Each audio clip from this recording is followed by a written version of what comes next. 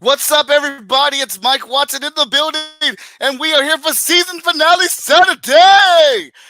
Chat and Draw. The epic first season comes to a conclusion in the ways that none have done it before. Oh my goodness, I'm super excited. We have a large cast of characters and artists and creatives today. This is crazy.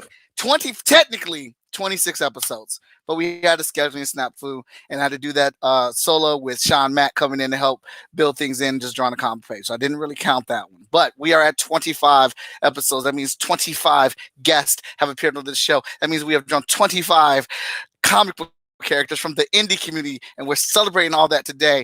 In case you are just joining us for the first time today and you don't know who I am, let me tell you, I am the publisher of Short Fuse Media Group, the founder of Freestyle Comics, one half of the good, the bad, and the nerdy, the most enthusiastic person in comics. And if you can't tell by this introduction, then you don't know what enthusiasm is.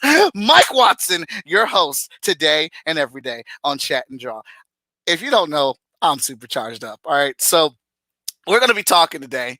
I got Sean Mack, the operations director of Short Fuse, in the building. Victor Dandridge, the creator, owner of Vantage in-house production, the architect of the FSK verse with the foundation that he's laid down. Look, they're going to be doing the majority of the hosting chairs today because I've got some serious drawing to do today. I am putting together a massive piece of a collection of a lot of things from this season. Which you guys will see shortly. But let's not avail. Let's do this one more time for the 25th time as we got a crew in the building. I even brought my FSK cup today. Yeah, let's go, because here comes a new challenger. Yo, in here. Let's go. Let's get it in here. Yo, you just got stomped out of your own show. We taking over. We taking over. Cool beans. All right. So in case you weren't here, Victor Dandridge, Sean Mack, these guys are in the building right now. They were on the show. We did something special with them. We're going to do something special with them today. I am going to be inking a massive total of 27 characters. Some of them already inked because I don't know how long this is going to take. But they will be cheater. Had to plan it, baby. Had to plan it. Smart. That's smart. But they will be taking the share of the hosting duties. And let me just tell you, we've got a massive amount of guests that are going to be coming in today. Virtually almost everyone. Maybe not everyone, but we got a lot of them coming on today. They'll be in and out. Some of them are going to be sticking with us the whole day. Moana. Other ones will be popping in and out throughout the day. But yeah, let's I should get the artwork up here first. Guys, how are you feeling today? We want to see the artwork. We don't even want to listen to you no more. Yo, show us what's on the page. Show you what's on the page. It's loading up. Page. It is loaded up right now. He said that's what we want to see. That's right. I got you. We talk to you all the time. We don't want to talk to you. We want to see what's on the page. Y'all talk to me all the time. It's not like we talk every damn day. All the time. We don't talk every day. I could have sworn we talked every day. Not every day. I feel like he's diminishing your relationship, Sean. I feel like he is too. I feel like all of a sudden he'll want to try to claim you in public. Hey, and the funny thing is, Danny J. Quick gonna be like, "Well, I only get one call with Sean Mack a month." Dang. I get on blast and I talk to Michael and he just blew it up. Like, no, we don't talk. Look, Ren said Vic just don't want to look at you no more. You right. I want to see some artwork. I want to see you no more. I want to see the artwork. Dang. The line. You want to see the artwork? Let's go. Well, actually, that's a very good thing. We are locked and we're loaded. Let me see here. Victor Dandridge. I told you I had something for you today. Though, you said you had something. You said you had something. I don't know though. I don't know. I feel a certain kind of way. You don't know? I feel a certain kind of way about that collage piece. I know you do. I know you do. Go ahead. Sean. So everybody else that was on the Chat and Draw show, he did a character, right? They supposed to appear on the actual collage, right? Right. Funny enough, character that he did while I was on the show ain't on there. Ooh. And he tagged me in the post. Like he tagged me specifically. Like it ain't on here. See how he does me? Hey, so he 2 for 2. He did you like He did me like that at the beginning of the episode. Now they're like he getting it out the way quick. He is, ain't he? Okay. I just had to see what it was. If it's just me, but now that it's both of us, yeah. Okay. I know my place in the gauntlet. Hey, no more. I feel it. Yeah, he's constantly reminding me he's not part of the gauntlet. But hey, what was that? This one's for you. That? Where'd it go? Where'd it go? How come I'm not wearing that right now? How come I'm not wearing that right now? Because I gotta order it. But yeah, I mean, I'm just where the link at? Where the link go? Where the link? The link is right there. I'm gonna tag it in it. But yeah, I actually. Why are you lying? Hold on.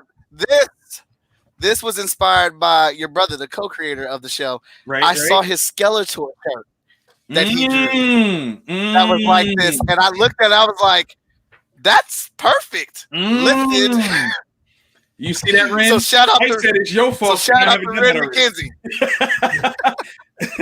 I said it's your fault because you hadn't done that already. That's a hot shirt, sir. That's a hot shirt.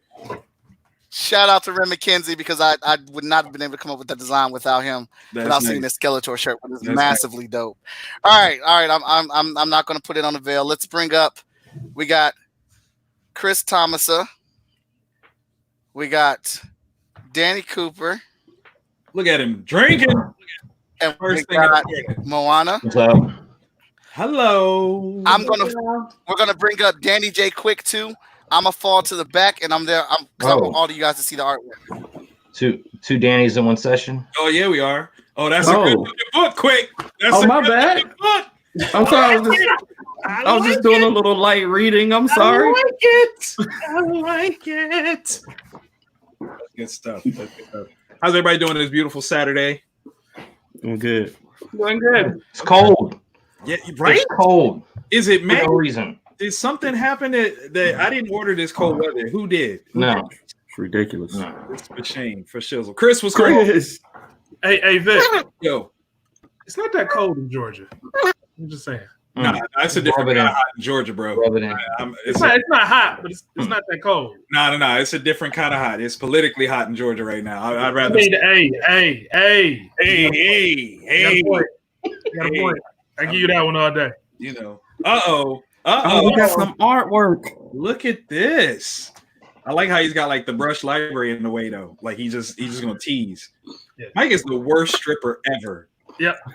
You be like, hey, look, I'm gonna cover this up, but I still want top dollar. Terrible. Right. BYOB joint, and he still wants top dollar. I had to pay to get in and bring my own booze, and I'm supposed to give you top. Come on, man. Terrible. Wow. Mike is cracking up laughing. I'm telling his whole life right now. His whole life. There we go. Look at that. Nice.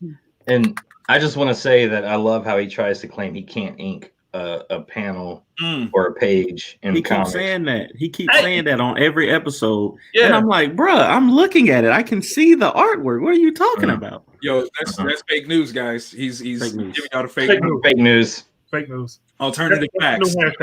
Yeah. Definitely alternative facts. He can't do it. It's not possible. I'm gonna join in on the beef here. I heard Sean and Vic,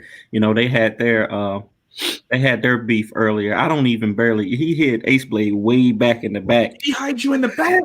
He hit me, hit Ace Blade way back in the back somewhere. Okay. But I'm just happy to be included though. I'm just happy to be included. Hey, listen, I wasn't included on the big line, so I understand where you're at. I do. But listen, okay, so one of the reasons why we're taking over the show, not just so that Mike can ink. Look at him trying to ink something just to make himself look good right now. But Sean and I are going to do a show, heavy conversation amongst creators to really talk about, the industry, chop it up, see different points of view and things like that. So we decided that since Mike has done the groundwork of building a foundation and a platform, we should just take that from him and build off of that. I think that's the right way, right? That's family shares, right? Right. Oh, so y'all gonna lift like he lifted Ren's artwork. Y'all gonna lift his. Okay, I see. Lifted. Okay, that's the new hashtag. Lifters get lifted. That's what we're doing. And this bench press is for Ren, so we lifting this one for him right now. Yeah. Go ahead, Sean. What you got, bro? Yeah, I mean, it's pretty much exactly what Vic said. We've been planning on doing some things together, and this is a perfect opportunity. And basically, this is like the backdoor pilot. You guys watch Arrow, saw how Flash came on when he debuted on Arrow. This is the equivalent. This is the backdoor pilot episode where we launch our show. Our show won't be video; it'll be just audio. But it's like a conference call. What we're gonna do is we're gonna have multiple creators on shows where we just talk to them about indie comics and things like that, similar to Chat and Draw, but just more of a conversation. We're gonna dig deep. And guess what? You guys get to be the first guests. Yeah, you do. Oh, well, thank you. That's right. So we start off the ball, on a high note because we got very talented creators right off the bat in mass. So Sean actually he's put together a couple of questions, but I first want to get you guys to introduce yourselves and say what is your most notable work to date before we get started into the questions. And let's start it off with we'll start off with the lady in the house, Moana, if you don't mind. Did we lose her? Oh, she might be frozen. Moana's frozen. She might be frozen. We told her she's gonna be on the show. She's like, I'm out of here. Again, I'm out. I'm out. I'm not doing it. She's gonna come back. She's gonna come back. All right, so then we'll start. We'll switch it up. We'll start with the young man of the group. Chris, tell us about yourself and your most popular project known to date.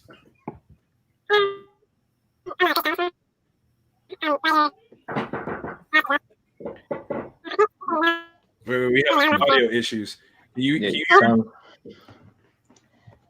very, very high pitched. Yeah, Got that chipmunk filter on. That's what I was thinking, Danny. Got the squeakle going on here. Yeah. Wait, let's try that again, Chris.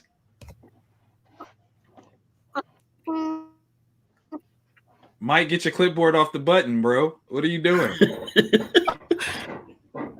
Look, Mike is smiling because he knows he's doing it. Hey, Chris, you might have to log out and log back in. Whatever you did last time we were on the show that got the audio going, that's what you need to do. You had that same problem last time? You're good now?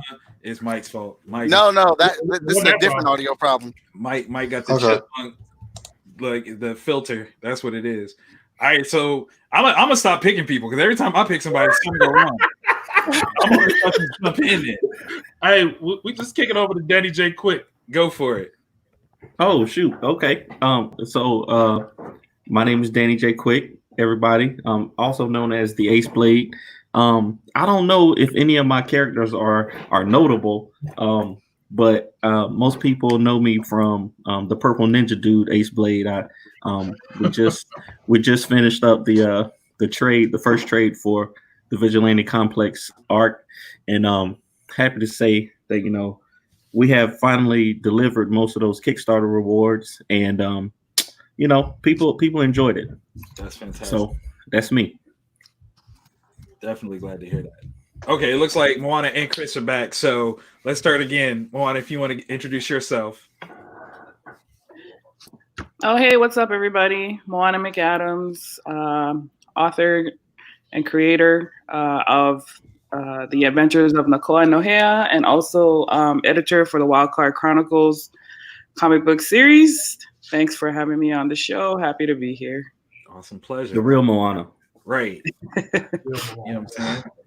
Thank you. That's how we doing that. And Chris, you want to jump in?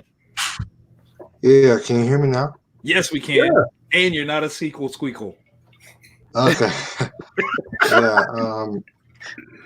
I think my most notable work right now is Base Force, even though a lot of people know me creating and drawing Clarity Girl. Even though I'll chalk that up to like this learning experience. But yeah, a lot of people know me from Base Force, which is pretty close to being done. I'm the writer for that, while Robert Nix is the artist. So I draw and write, but for Base Force, I just write. Nice. And of course, last but certainly not least, my bestie, literally one of my oldest friends in life.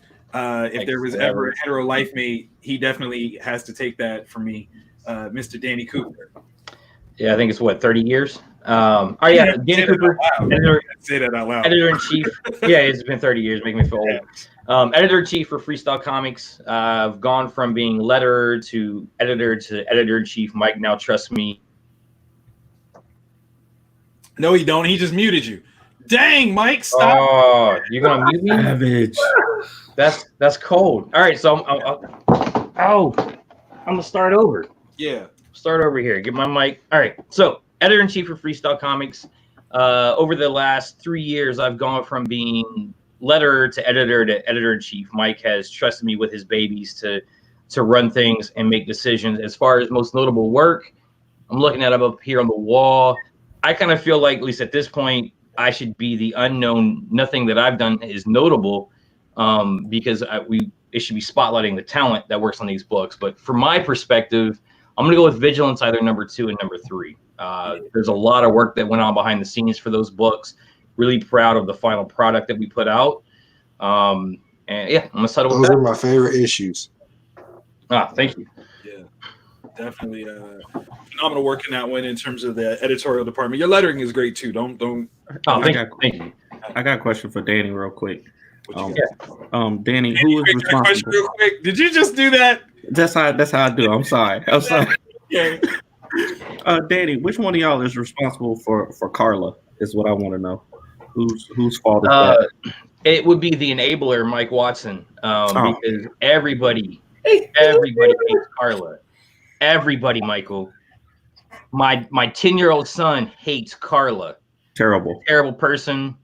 She's horrible. So I blame Michael because he enables her. He defends her still. He's a victim of some old inspired relationship. So I'm gonna blame it on Mike.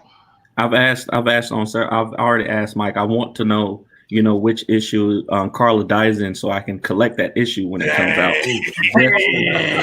Whatever issue it is, whether it's issue 50 or 75, I'm gonna get it signed personally. Oh my God! We're gonna have to do like a special foil cover, maybe Black Bag, like Superman. We're gonna have to, we're gonna have to do that. The death of Carla issue. She dies like right away at the beginning. The rest of the whole book is like a block party, and everybody's celebrating.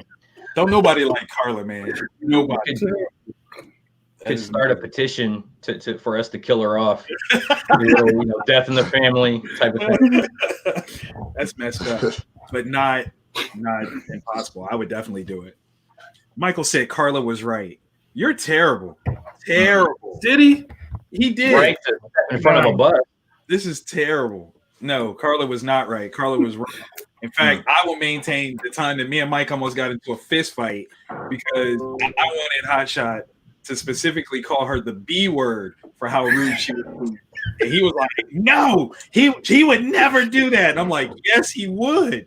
This is the right time. And he's like, no, he loves her. Terrible. You need to get over it. I would have given you blame for Carla, but because of Hot Shot 7 and 8, I'm blaming Michael. It's his fault. He just kept sticking it in and twisting that knife. Listen, I had plans to set her up and then move her out of the way, and Mike brought her right back, put her front and center. Terrible. It's terrible. Terrible. He just likes being abused, I think. I asked him. I don't know if y'all saw that that new character that Mike came up with, posted a couple days ago. With the ripped up jeans? Yeah. I was hoping that was going to be Carla's replacement. If he can just slide her in there and, Carla disappears somehow, I think I would be fine with that. I mean, now it's very important that we hear a lady's perspective on Carla because it's one thing for all us guys to rag on her. But are we being unfair? Are we being rude? Well, I actually haven't checked out that part of the story, so I'm gonna have to pick it up and give you my unadulterated feedback later. I will tag in my daughter's perspective. She's 10 and she hates Carla too. Actually, and that's without provocation for me. Out of the mouth of babes. Man, like she really was like, "What's her problem? Why is she so mean?" And I was like, "She's so mean." That's she's not right. She's like clearly and she never said thank you. Right? He never said thank you. Ever. Because he saved her. Not once did she say thanks. Man, he saved her repeatedly. That's all right. That's okay. Some people, they take their loved ones for granted. It's a shame. It's a shame. All right, so Sean, you got these questions. Do you wanna level off the first one? Sean done disappeared. Nah, he's still here. He just got the gangster link. Don't let it. Let's see. Chilling on the scene with the gangster link. You know what I'm saying? It's 12:21. Sean is restocking something. I know he is. Oh. No, you know, Refilling his vodka cup. all right, You ready for that? there we go. Here he comes. He's back now. Yeah, sorry about that. Yeah, did have to restock some to know what I screwed up here. Questions. Yeah, I got questions. I got questions for everybody. Because I do my research and I'm ready to go. Uh-oh. So, Moana. I want to start off with Moana. How you doing, Moana? I'm good. How are you? Good. Been waiting a long time to ask you a bunch of questions. So Oh, Lord. Yeah, I got some good questions. All right, so the first question I have is going to be for Moana. What type of genres do you see yourself working on that you haven't tackled already? Ooh. That's a great question.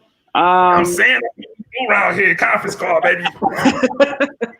I would kind of want to do like a fantasy, but like historical fantasy that's inspired by Hawaiian culture. So digging into like Hawaiian mythology and drawing some connections, maybe having some all-out fights with, like some other the typical gods that you see, like the Odin and the Thors and those kinds of things. What would happen if you did a mashup of of gods and things like that? I don't know. I'm always doing research and a perfectionist, so I kind of get stuck in that sometimes. But I definitely would love to do some more fantasy stuff because I'm a fan of the genre. So that's dope. Do you aim to do a constant blend of culture with genre, to always look at whatever genre you're approaching from a particular cultural standpoint? Yes, for me, yes, because there's not enough cultural, like digging into our actual history. I mean, it's out there, but it's usually not credited. It's usually putting a white face over, something that's rooted in either African culture or even African, Egyptian, even Roman. If you go back in history, it's really a lot of that stuff is rooted in African culture that was traveling through the regions and that kind of stuff. So in our, I feel like everything is adapted from Egypt origins, because that's like the most, popular civilization that we know about. No matter what you look at in games and movies and stuff, there's always some kind of Egyptian influence in it, whether it's right in your face or just a more subtle one. So, yeah. And in terms of Hawaiian culture, a lot of people only see the dancing hula girls, the commercialized version of it, but they don't really understand the undercurrents of the culture and what, like how powerful it really was. If you think about Hawaiians actually navigating to where Hawaii is, it's like a very remote part of the Pacific, and to actually get there, how does an entire people survive at sea in, these canoes and things like that are not very sophisticated? How do they navigate the ocean with, just using nature, and how do they actually bring an entire civilization into this remote spot and have it flourish and survive for so very long? So, well said. It's because they're smarter than us. Right. I definitely feel that energy right now. There's no ways about that. And I think you're right, too, because we have that term Afrofuturism. Is there a term that you would like to coin that would represent the cultural aspects of what you're trying to tackle? Hawaii's history and roots, most people don't know this, but it has African roots. Still, there's very little published research on it because, a lot of, like many indigenous cultures, are a lot of our history and artifacts got stolen and put into European stockpiles, or whatever you want to call it, museums, and hidden away. But Hawaii had a lot of connections that came from Africa. I don't know how how many of our chiefs and things like that you've seen, but very Afro features. So to me, I call us the African island people. Like, if I consider myself Black, although most, a lot of people look at me and be like, "You're not Black, you're not African." I'm like, yes, I am. If you saw my grandma, you know. Don't get I slapped. consider you Black too. Yeah, so it's like, it depends on at what point the African people were migrating at that point in time and where we ended up. So Kamehameha, who most people probably know, is the great chief of Hawaii who united the islands, but a lot of his warriors actually came from Africa, and they migrated back and forth between Africa, like Madagascar type place, like southern parts of Africa, Hawaii, and like Brazil areas. There was like a triangle down there where a lot of travel happened. So, yeah. I'm gonna just throw in there. I also consider Danny Cooper as Black too, though. Oh, Danny is Black. I don't understand. I consider him as Black. I don't. Danny blacker than Black. Yeah, I consider him. He's like chitlins on a hot day Black. Right. Don't comment on that, Danny. Don't comment on that. No. I'm trying to tell you. All right, we'll move on. Thank you for answering that question. That was a great answer too. Thanks. I'm tuning in so I can pick your brain about stuff later. Just FYI. Oh yeah, absolutely. We're gonna move on to Chris Thomasma. So Chris, how you doing, bro? Yeah. How's it going, man? I'm good, man. I'm good. After successfully funding your project on Base Force, how is production going right now? It's going good. It's slowed down some because like there's some unfortunate events that kind of happened in the creative team. So I'm respecting everyone's time, and especially with this whole coronavirus and shutdown, I'm being considerate to those in the creative team while also staying in touch with the backers and the supporters. Okay, I had a second question for you too. I vaguely remember you having a particular, I'm putting that in parentheses with the quotes, particular stance on one, creators using Kickstarter as a platform, and then two, supporting creators on the Kickstarter platform. Now, full disclaimer before we get into that, I know from experience, and I want to make this clear to anybody watching, that Chris Thomasma does support creators on Kickstarter. So I know the way I worded it, but we're just going to put that disclaimer out there. He does support creators, so I don't want any backlash at Chris like, oh, you don't support. No, he does. So get that out your head. I know that from experience. He supported our campaigns anyway. But what I want to know is, but after your experience using a platform, has your outlook changed on the platform at all? Yeah, it's like changed even before then, because when I said like stuff like I don't want to support a Kickstarter or use it, I was a lot younger back then, and I kind of didn't understand that much about Kickstarter. So looking on the outside, it just seemed like a charity bin basically. But the more I backed Kickstarters and got to know what they're about, the more I do like them. I'm glad that Kickstarters are around, so most of these dreams can become reality for creators. Great, dope. Yeah, that's definitely dope because it shows growth on your part as a creative to understand more the tools that are available for creation. That's a healthy mind right there. Yeah, thank you. All right, appreciate you answering the question. Let's switch it over to Danny Cooper, the blackest to the black men on this panel right now. I'm just joking around. Blackest Danny, at least. Right. That's a new comic right there. Yeah, right. That could be the new comic right there. All right. So with Michael getting tons of practice on this chat and draw, doing digital inking, he keeps mentioning, and we kind of touched on it a little bit during this show as well, that you're kind of chomping at the bit to have him take over on inking duties with Hotshot on the series. Is that because his skill set you feel is good enough to suffice? Is it because it may potentially lower the production costs, or is it because you think overall it'll just make the process go faster and you can release more product? All of the above. I think it's a combination of things. So first is going to be, I think it would lower the production budget of the book, but I've been on Mike for years upon years about inking. I know I'm not the only one in our group that's talked to him about it. But I'll say that I'll put Mike on the spot. I think at times his pencils can be loose. And from my experience, no diss to any of the inkers that have put ink over top of his lines. There's really only one inker that can read Mike's lines, and when they're done, it looks like, I mean, it truly feels like something Mike has drawn that you can compare it to his finished pinups, things like that. I've watched him. If we look at what he's doing here right now, he's got a very loose layout, and he's tightening it up very, very well just on the piece he's doing right now. Mm-hmm.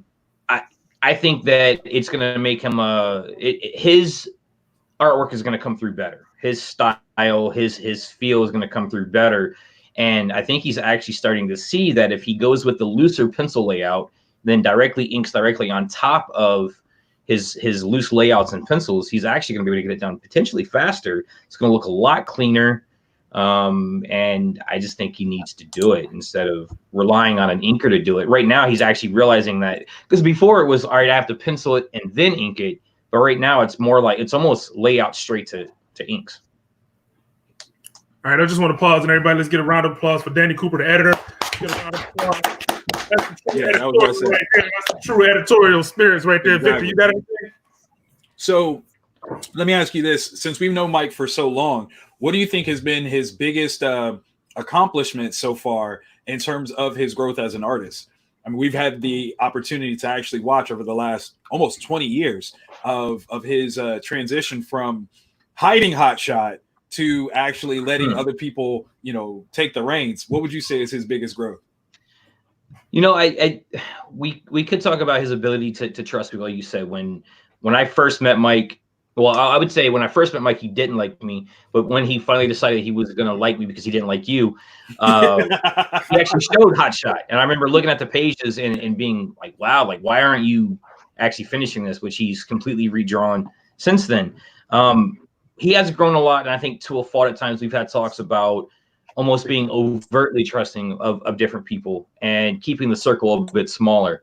Where I think he's grown, though, is the level of maturity I've seen from him and his ability to make better business decisions and better practices. And we have very candid conversations, but I see how Michael reacts. He may feel a certain kind of way initially, but he's acting from a very professional standpoint. But more than anything, it's the level of maturity I've seen is what has increased his ability to create. It's influenced him as a businessman, as a creator, running FSK, growing FSK from being when he released Hot Shot #1 to now we've got 20 books finished and we've got another 3 or 4 almost done or in production in some capacity. So for me, it's his maturity level. Nice. Very nice. All righty. Chris Williams in the building. Yeah, we got Chris Williams in the building. Roger that. What's going on, everybody? How y'all doing today? Oh, fantastic. Give a quick intro to how people should know you and why we are definitely fans of you. Okay. I'm Mr. Christopher Williams. I am a concept artist and a creator for Concept Moon. Man, you can see my stuff a lot of places. I just dropped a picture for Power Rangers Unworthy. I got some stuff going on for them. You can just find me on IG, C Noble 1982. I'm right there. Best year ever. Yes, best year ever. Prophet comes out in June. We just rocking. We rocking. That's awesome. Just to pick at my brother just a little bit. Who is your favorite Power Ranger? If you had to pick one, pick a color. Are you asking me? I'm asking you, Chris. Okay. Hurricane Red. Hurricane Red. Storm. Whoa. Ninja Storms here. Okay. Yeah, Okay. That was my G right there. That was my G. I respect that. Poor God rest your soul, bros. Okay, I like that one. Ordinarily, if you said red, we would fight, but because you were so specific, I can get with that one. Absolutely, because it's not the trash Mighty Morphin Red Ranger. Excuse me. I'm sorry. I didn't mean to. I'm sorry. Go ahead with your questions, Sean. I know you got even Kevin Smith gave love to the Red Ranger. Yeah. He's giving love to him. Wow. Yeah. Not the first Red Ranger he trashed. Wow. Yeah. I went there because it's Green Ranger for life. I understand that. on my IG it say Tommy is the king of Rangers, but I gotta give it up to Jason though. Like we wouldn't have known what it was if it wasn't for him. You know what? I'll give it to Jason because his name was originally going to be Victor. That's all I'm gonna give him. I am so happy they didn't. Victor the Red Ranger. That doesn't even sound right. I mean, it don't, but I there's something about it that do sound feasible. But I'm sorry. Okay, Sean, what you Maybe got? if he was the villain. Maybe like a permanent evil ranger. Like we just gotta beat him. You know what I'm saying? Listen, I would actually be all for that. Victor the Red Ranger, evil, Rita's henchman the whole time. I'm game. Yeah, that would actually be very tough. Yeah. I can actually see Victor as the evil Red Ranger. So. Believe it. I would be. If they made me the Red Ranger, I'm evil. I'm killing everybody. All right. We're gonna move to questions. Go back to the questions, and I'm gonna hit up Danny J Quick. I got a couple questions for Danny J Quick, but I'm gonna start with this one because it's the most important. So Danny J Quick, my brother. I'm not ready. Oh yeah, you ready? I know you're ready. I have to know. This is a question I've been wanting to ask for some time now, and I'm pretty sure everybody else on this panel wants to know what was behind this. Why did you start the indie comic terrorist group Team Spoiler Alert? Hey, it's not a terrorist group. It is an information group, information sharing group, a group for supporting our indie creators. My thing is, man, I enjoy reading indie books, not just buying books, but literally reading them. Like I'm literally reading Trouble with Love a second time. That's a good book right there. It's a solid story, man. Like, so I just enjoy talking about it, especially on a show like this where it's chat and draw. Right. It just feels like the right place to let loose and gain new membership. I understand. Hey, if you want to come over. Danny, honestly, bro, I'm gonna tell you this though. If you run with that Spoiler Master name, I'll draw you a Spoiler Master, dog. I swear to God. Hey, I see no reason why this should not happen now. Right. Spoiler Master, boy. Yeah. Terrible. Listen, Spoiler Master sound like my next new favorite comic book. Why are you playing? Boy, Spoiler Forget Taskmaster, Spoiler Master. Let's go. It's not my fault, man. I just enjoy people's content, and I just if it's out, I feel like if it's out, then it's fair game. Like I'm not gonna spoil stuff that that people have told me in confidence, about stories. But I can be part of Team Close to the Jets too. It's just I prefer to be Team Spoiler. Man, you would think that you was best friends with everybody, Danny, because you be dropping all the spoilers. Like if we just finding out anything, like it came off of Danny's page. Danny's like, you got to be cool with everybody. I just like reading people's stuff, man. So I mean, it's not my fault if other people haven't read it yet. It's not my listen. fault. Danny is the man on the street. He's just trying to let the people know what's up. That's all. I like it. All right, so since we got Chris Williams in the building, I didn't leave you out, bro. I got questions. Oh, no, you covered. Oh yeah, I got questions for you too, man. Hey, y'all got after this one, y'all gonna give me a round of applause because these are some awesome questions. I know. Yeah, absolutely. So Chris, question I have for you. Since you appeared on Chat and Draw, how much progress has been made on the debut for Prophet the Hitman? Man, I finished since the last time I talked to y'all. I got all 23 to 25 pages sketched out. I'm in the process of inking them, and I'm gonna just shoot them off to the colorist, and woo, that's it. That's dope. So I do have a follow-up question though. So did this current pandemic that we had, and I know you went through some things with that. We ain't gonna get into it publicly, but I hope everything is cool with that. This current pandemic help you get further along in the process than you expected to be, or did the circumstances place you further behind than you expected to be at this point? Honestly, if you would have asked me this question when the pandemic started, I would have said, man, this thing done knocked me all the way back. I done lost time and all that. But now being here after that episode, man, it was a blessing, dog. It was a blessing. Dope, man. Yo, Dope. Yeah, absolutely. I needed that time because it's like when you work in a job and you drawing, you trying to craft a story, it's like you start itemizing time. And so you don't realize just how much time you're itemizing until you just have time. You'd be like, wow, boy, if I was working, I was doing this and this and this, I don't get none of this stuff. You know what I'm saying?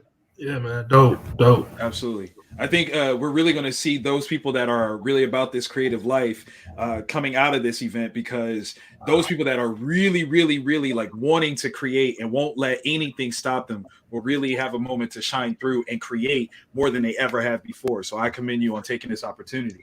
That's awesome. Man, I appreciate it, man. It ain't even on, man. Praises to the universe, dog. You're right. Honestly, I'm looking at it like this. There's a whole bunch of us that are in similar yet different positions. Mm-hmm. This was like the universe's way of kind of, to me, erasing the whole slate. And like, all right, it's a level field. Everybody run. And now we just going to see who could keep up. There it is. Well said. Very well said. We got 2 new challengers into the building. Let's give a shout out to Travis and Ted. Travis, we'll start off with you. If you could give us a quick intro, tell us your full name and why people should know your work and beautiful face. First, I don't want to get in trouble. I'm early. I'm not supposed to be on until 1. I was just sitting in the backstage being nice, but whatever. Yeah, All yeah. right. Come on. It's all good. We play by the hip here. I'm Travis Gibb. Most people know me for Broke Down and 4 Dead Bodies. Lots of guns, lots of violence, lots of F words. I think my guy is right there, Mr. Denver. We're being drawn near around him right now. Nice. I also have been known for a couple other things. I've been in tons of anthologies. We got a new book called Voodoo Nations coming out. I also helped put together The Advocator. Those are things. And then the thing that's a lot of people have been talking about lately has been Cthulhu Invades Oz, and that has 45 creators attached to it. That has a big anthology coming out in October. That's awesome. Very awesome. And Ted, if you want to give a shout out for yourself, sir. Yeah. First of all, very sorry I'm late. I do a tap dance killer, Pama the Undiscovered Animal. I'm a filmmaker, and yeah, just trying to make this work throughout this whole this quarantine and beyond. Absolute respect. Thank you guys for joining us. Late or not, late or early, it just kind of works out. That's the way we kind of do this. We split the difference. So Sean has been asking some very pertinent, very poignant questions. Did my research. Yeah, I was gonna say he's doing some heavy research on some folks. So I'm gonna let you just jump off with this initial salvo of thoughts here, Sean. What you got, sir? Okay, so I think I jump right into Travis. Travis. Yes, sir. A question for my good friend Travis, who's done all kind of things for me behind the scenes that I will not say publicly. That sounds so dirty. We're not even gonna touch it. Hey, he's helped me out. We basically had beers together without ever actually meeting to have the beers. We Okay, had there you go. what you have with the beers without the beer. Yes, sir. You know, Travis being one of the few guys that I actually do talk, do shop talk with, and I appreciate every one of our conversations. So salute, sir. Question I have for you. When are we going to get a full-on superhero book from Mr. Travis Gibb? Ooh, that is tough. See, I want to play in everybody's playground, right? They all have these heroes and they're all doing these crossovers, and I never get invited to the party, right? I'm always like, hey, you want to borrow my 2 gangsters and have your superheroes beat them up? Go ahead. You could always bring them over here. You could always bring them over here, Trav. Bring them over here. We're working on it. I've got 2 superheroes that I have. Both of them are very unique. One is going to come out sooner rather than later. Basically, there's a bunch of people who owe me favors. So I'm probably one of them. So I'm having those people who are artists do me 10 or 8 pages at a time, and I'm waiting until I get to 48 pages, and that's a superhero called the Federalist, and it's basically a Revolutionary War Punisher. Wow. Are you familiar with the Federalist Papers? Of course. Yeah. So every Hamilton fan should be familiar with those. Come on. This guy is insane. When he reads the Federalist Papers, he doesn't think it's about the bank. He reads about all the British things, and he thinks they're keys to the British invading. And he goes and randomly kills people who he thinks are British spies. And then sometimes he ends up being true, which believes in his lies. So we kind of write this tale of whether or not it was true or not. So that's what I've been working on. I've been working on it for a while. My other one, you're going to have to pay for. I like that. That's a businessman if I ever heard one. There it is. That's what I'm talking about. I have one more question for you. Will there be any spin-off series after the series ending of Broke Down and 4 Dead Bodies? Yeah. So Broke Down continues. There's going to be 5 one-shots. Okay. So the next one's called Broke Down and Tapped Out, which is basically some of the characters appearing in a wrestling story. There's Broke Down and Patched In, which is part 1 and 2. It's basically a punk rock story. It starts out as a kid as a punk rocker, and then he grows up and being in a biker gang. Kind of the same story from each of them. One of them is Broke Down and Freaked Out, which is kind of like a horror stuff. Mm-hmm. And then Broke Down and I don't really know the title, but it's about the main character, Mr. Washington, because a lot of people don't know this. The place that I chose, Canyon City, was huge in the KKK. So they were huge, like doing stuff. So the black community had all these underground tunnels to try to hide from them because they were just murdering people in 1926. I actually just got sent an article about it the other day. So it's really, really cool. So I'm really, really digging into that history and kind of sharing what that is, how it all connects. And it's all leading up to one big storyline, a few years from now called Broke Down and Locked Up, where all these characters that I've created in all these little books all locked up together in one prison, and we do some craziness. That's so awesome. we have a prison Avengers version of Broke Down, right? Right, exactly. That's dope. That's dope. Man, appreciate you answering that. Mr. Absolutely. Ted. Yes, sir. Nice to meet you. You too, man. Man, I'm looking forward to getting my Tap Dance Killer in the mail. It's gonna come. I'm gonna enjoy it. I know I am. Went out Thursday. I've been salivating for it. Ever since you had something. I was watching your website and I was talking to Mike about it, and I had to ask Mike, did you talk to him? Because you messaged me shortly afterwards. I was on your website and I was looking at the videos that you had attached to the actual content. And one thing that hit me so strong, you were talking about being at conventions and people were asking you about the Tap Dance Killer. And the question that kept coming up is people were asking you, why did you make the character a black woman? And your response, man, the fact that, because I didn't see this one coming. I didn't know it was coming at all. Not that it's relevant, but it just was unexpected because it just came out of nowhere because I wasn't familiar with your work. But you posted a picture and said, my wife is black and my daughter is, black. So why wouldn't I? I need to have representation. And we talk about representation and we hear it a lot. But it's very seldom that you see it put into play on such a prominent level. And I just want to salute you for that. I appreciated it. And it made me, as you know, instantly buy the book. I was like, now that's how you sell a book right there. That's how you do it. Thank you very much. Yeah, it's, I especially with female characters, and, I've done this at shows, I've been asked the question. Actually, Mike, I think Mike Watson, when I first met him, he was like, now you have to name 10 black characters. He puts you on the spot. This was like 6 or 7 years ago. And, I'm finding as I'm answering, like, man, these are almost all guys, because everybody names Storm and sort of Catwoman. But like with females, there just weren't a lot that I could just rattle off, and I think that's true of most people, unfortunately, when it comes to, the mass market. They don't see it a lot. And yeah, so this was important to me to have that in our series and a character that wasn't just a version of another character. I really wanted something unique and dug deep into sort of my own background. We made this musical back in the 90s, and Tap Dance Killer was one of the characters, and kind of reimagining that character for today is how she came about. That's awesome. Pretty dope. So my question for you, because the first one was just the setup. This is the actual question. Yeah. All right. So historically, from what I know of you, which I don't know much, but historically, what I did find out is you've used the Kickstarter platform primarily for the collected issues of your work. Is that a trend that you're going to continue in the future, or are you planning on doing single issues as well? Oh, I think it is going to continue. Well, I'm going to do both. So we originally were I'm a filmmaker. We made a movie called Hero Tomorrow. It was about a struggling comic book creator, and we made the comic book creator's idea come to life in an actual comic that was supposed to sort of promote the film.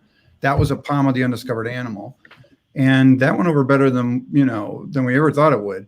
So we just kept making comics, but we were releasing them digitally because we were just terrified of printing at all. So then we had enough for 5 issues and it was, all right, we're going to do the collection. And that went well. We raised about $14,000, and then we just decided we're going to do 6 more issues, but we'll release it as a collection, like a Netflix series. And that was volume 2. Mm-hmm. So then Tap Dance Killer was part of that volume 2. And we saw the reaction to her. I mean, she's being liked and shared by the thousands, which was something that never happened with Apama. So I decided I really wanted to give it a shot and put her into her own series, but I did not want to wait for a collection. So this was our first foray into single issues. And, we are distributed through Diamond. So it was a really nice opportunity to, now having done trades only or single issues into a trade. Somebody mentioned this and I completely agree. The single issue is sort of like your theatrical release. When you go to the trade straight up, it's sort of like you skip that potentially, unless you're doing like a graphic novel. Mm-hmm. But you have this opportunity to make a lot more impressions by doing the single issues. It's in the preview guide, it's in the stores. So, and people will try an indie as a single issue, as I'm sure all you guys know, mm-hmm. or ladies as well there. I'm sorry, that you won't, if you just go to a trade. I mean, some people aren't going to plunk down $20 on something they never heard of, but $3, $4 is okay. That's a very fair assessment too, especially if you consider as an indie going into a distribution platform like Diamond, and that in itself is a rarity. I'm sure that you're getting a lot of upticks because you're seeing your indie work on a higher platform, so to speak, especially once you move on to trade. It definitely helps, and it's still a struggle. There are a lot of stores that really deal probably 90% with the big 2, and then they'll throw in some Image or Dark Horse. But when we were first featured in the preview guide, I called like 1,000 shops personally. I just said, hey, our book just debuted. You can find us on this page of the preview guide. I sent them a sample of the book. So that got us off to a better start than we would have. But, it's still tough. I mean, it's a great thing to have. People at the shows sometimes have heard of us, but 90% of the people I pitch have still never heard of it. Yep, that is interesting. Did we lose Vic? You look like you froze up. Hopefully he'll get that all sorted out. All right, appreciate you answering the question. Since we got you back, I got another question for you. As long as you stay on the show, Moana, you will not escape. I have questions. I have questions for everybody. As long as you're here, I'm going to have questions. So I'll do my best. All right. You recently made the transition. You started off with your editorial work on the Wildcard Chronicles comic, and you transitioned into working on children's book. Mm-hmm. Do you feel that your audience from Wildcard Chronicles transitioned with you over to your children's book? I would say some of them did. It kind of depends, because I feel like every audience is different. Like the Kickstarter audience is one audience. Then you have like your convention audience. Then you have like friends and family network audience. So you pick up people from different spots, and then coming on things like this, people get to know you a little bit more. They hear more about what you're working on. Then you pick up new fans that way. But one of the main reasons why I wanted to do the children's book is because whenever we would do cons, we would get a lot of people coming to the table and liking what we have with the Wildcard Chronicles, but also very much interested in children's age appropriate content. Mm-hmm. So for me, I feel like I can write best about what I know, and so that's why I wanted to start with the Hawaiian culture aspect. And then I wasn't even planning to write a series, but people are like, oh, we really like this story. Are you going to write more? So I kind of just listen to the audience and see like what they're hungry for, and trying mm-hmm. to address, those requests as best as we can. I mean, unfortunately, we don't have enough time and energy to do every single idea or request that might come out. But if it's something that I also feel passionately about, and I feel like things that need to be brought to light, that's some of the ways how I choose what I'm going to work on. So Okay. So Hey, real quick, guys and gals, if you guys can type in the comments your social media, we got people on YouTube asking for your social media or whatnot. okay. Because then I can click on it and highlight it so they can see it too. They want to follow y'all. Gotcha. dope. Alrighty. Keeping the questions rolling since the crowd is just thinning out. And yes, right on time, because the next question that I have is for Mr. Danny J. Quick. As soon as he pops back in, I'm putting his feet right into the fire. No, don't go read. That's how you feel, Danny? You're going to show up the book that I just said that I wanted? That's how you feel, huh? That's how you feel. Oh, you just had Travis on, and I was going to tell him how much I enjoyed the transition between issue 3 and number 4. That's some great storytelling. See, team spoiler alert. Some great storytelling right there. Team spoiler alert. Okay, so the second question that I have for you, Mr. Danny J. Quick, is with the membership of Team Spoiler Alert growing at such an alarming rate, how long do you think it will be before your own constituents begin to terrorize you for Ace Blade spoilers? They can't. It's impossible. It's impossible. There are only 2 people. See, I run a tight ship around here. There's only 2 individuals in the world that could possibly spoil the Ace Blade series, and that's you, sir, and Morgan Iverson. Those are the only 2 people who could spoil this series. And if my spoilers get loose, I know who to come after. So I'm not worried about it. All righty. Well, we'll save that for later because I got more on that one. I see that we have a new guest and the wonderful Stephanie Maynard. Am I saying the last name right? Menard, yeah. Menard. Okay. Glad you could make it onto the show. Big fan. Not from the comics yet. I'm going to get into that. But I do have questions for you because I was a fan of something else that you did. Okay. We're going to talk about that. But before we get started, when you give a quick introduction of who you are and where people should know you from? Yeah. Hi, I'm Stephanie Menard. I'm a comic book writer, prose writer. I write pretty much everything. And I've done stuff. I did Psychopath, which is a graphic novel, and I'm working on the series Aeonian, and I'm the new writer for Vigilance.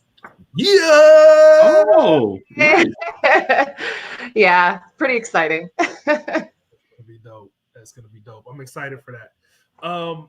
So I'm gonna jump right in with a question for Stephanie. So like I said, I'm not a fan from the comics yet. I was a fan from you as a podcaster. You did a podcast. And I was familiar with the podcast, and I listened to the podcast a couple of times. You had a partner, I believe, if I'm remembering correctly, right? Yeah, Megan. Okay. So what I wanted to ask is, as a podcaster and a comic creator, which we also have another podcaster on here, and Danny J. Quick, I was curious, have you found there to be any crossover from your fans from podcasting onto your comics? Oh, absolutely. Especially with the Way Station, which is a show that I do with my one of my best friends, Megan Sarnowski, and we talk to independent creators. So we're constantly talking to artists, writers, photographers, people, like anybody who's doing independent artistry of some sort. So I've found that there's definitely there is a crossover because the subject matter is, working and talking with indie creators. So it definitely kind of melts together.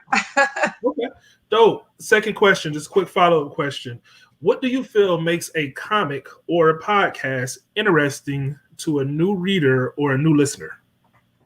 Oh, wow. Well, I mean, I think it's different for podcasting.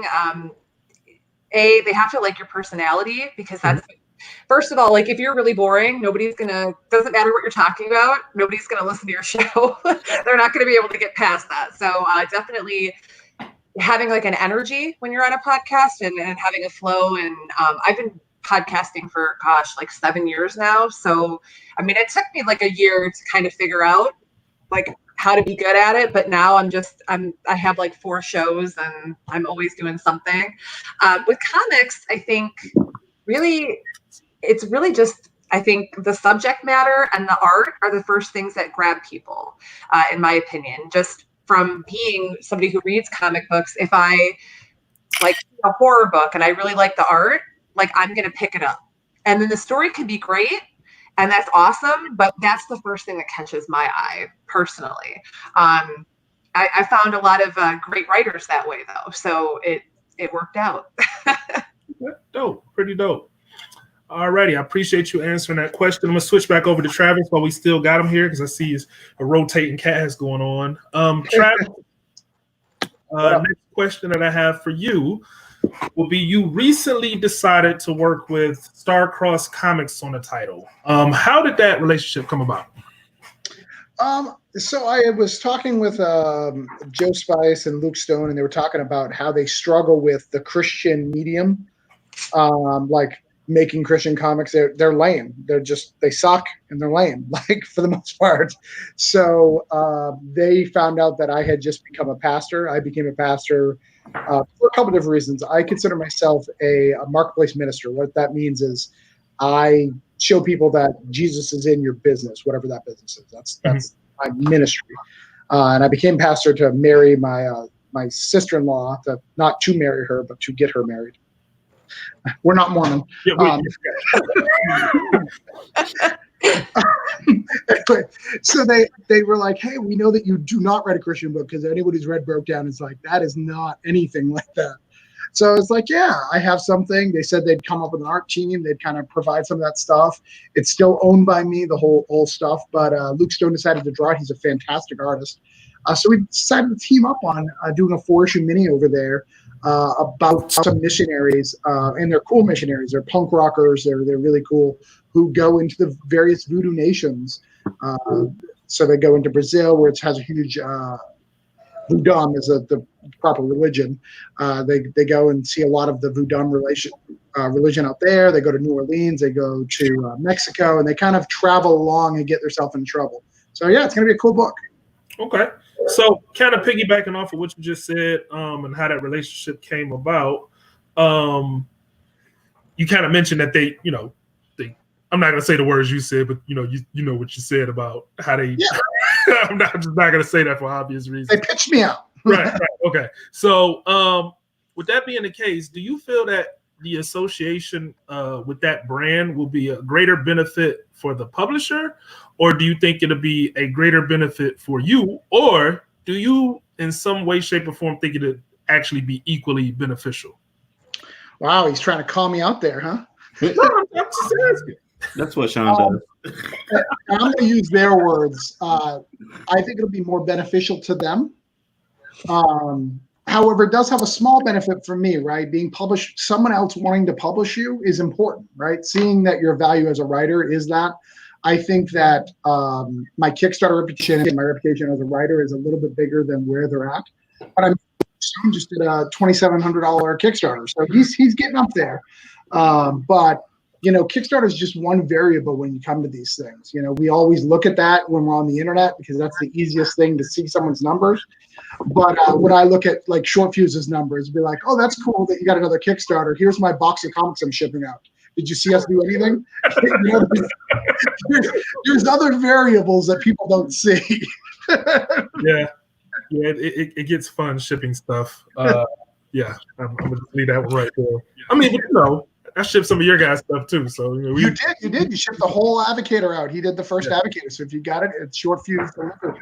They made sure. We were scared, so we sent it to Short Fuse. Hey man, we always deliver. That's all. Hey Travis, I didn't know if you saw my message in the private. I've been trying to keep up with everything, what everybody's saying. I saw your message. Travis, I know you said you want to. Oh, okay, I know you want to say something. Is it now the time? Yeah. Go right ahead, because we got coming in and out. Do you have any announcement music? Just this.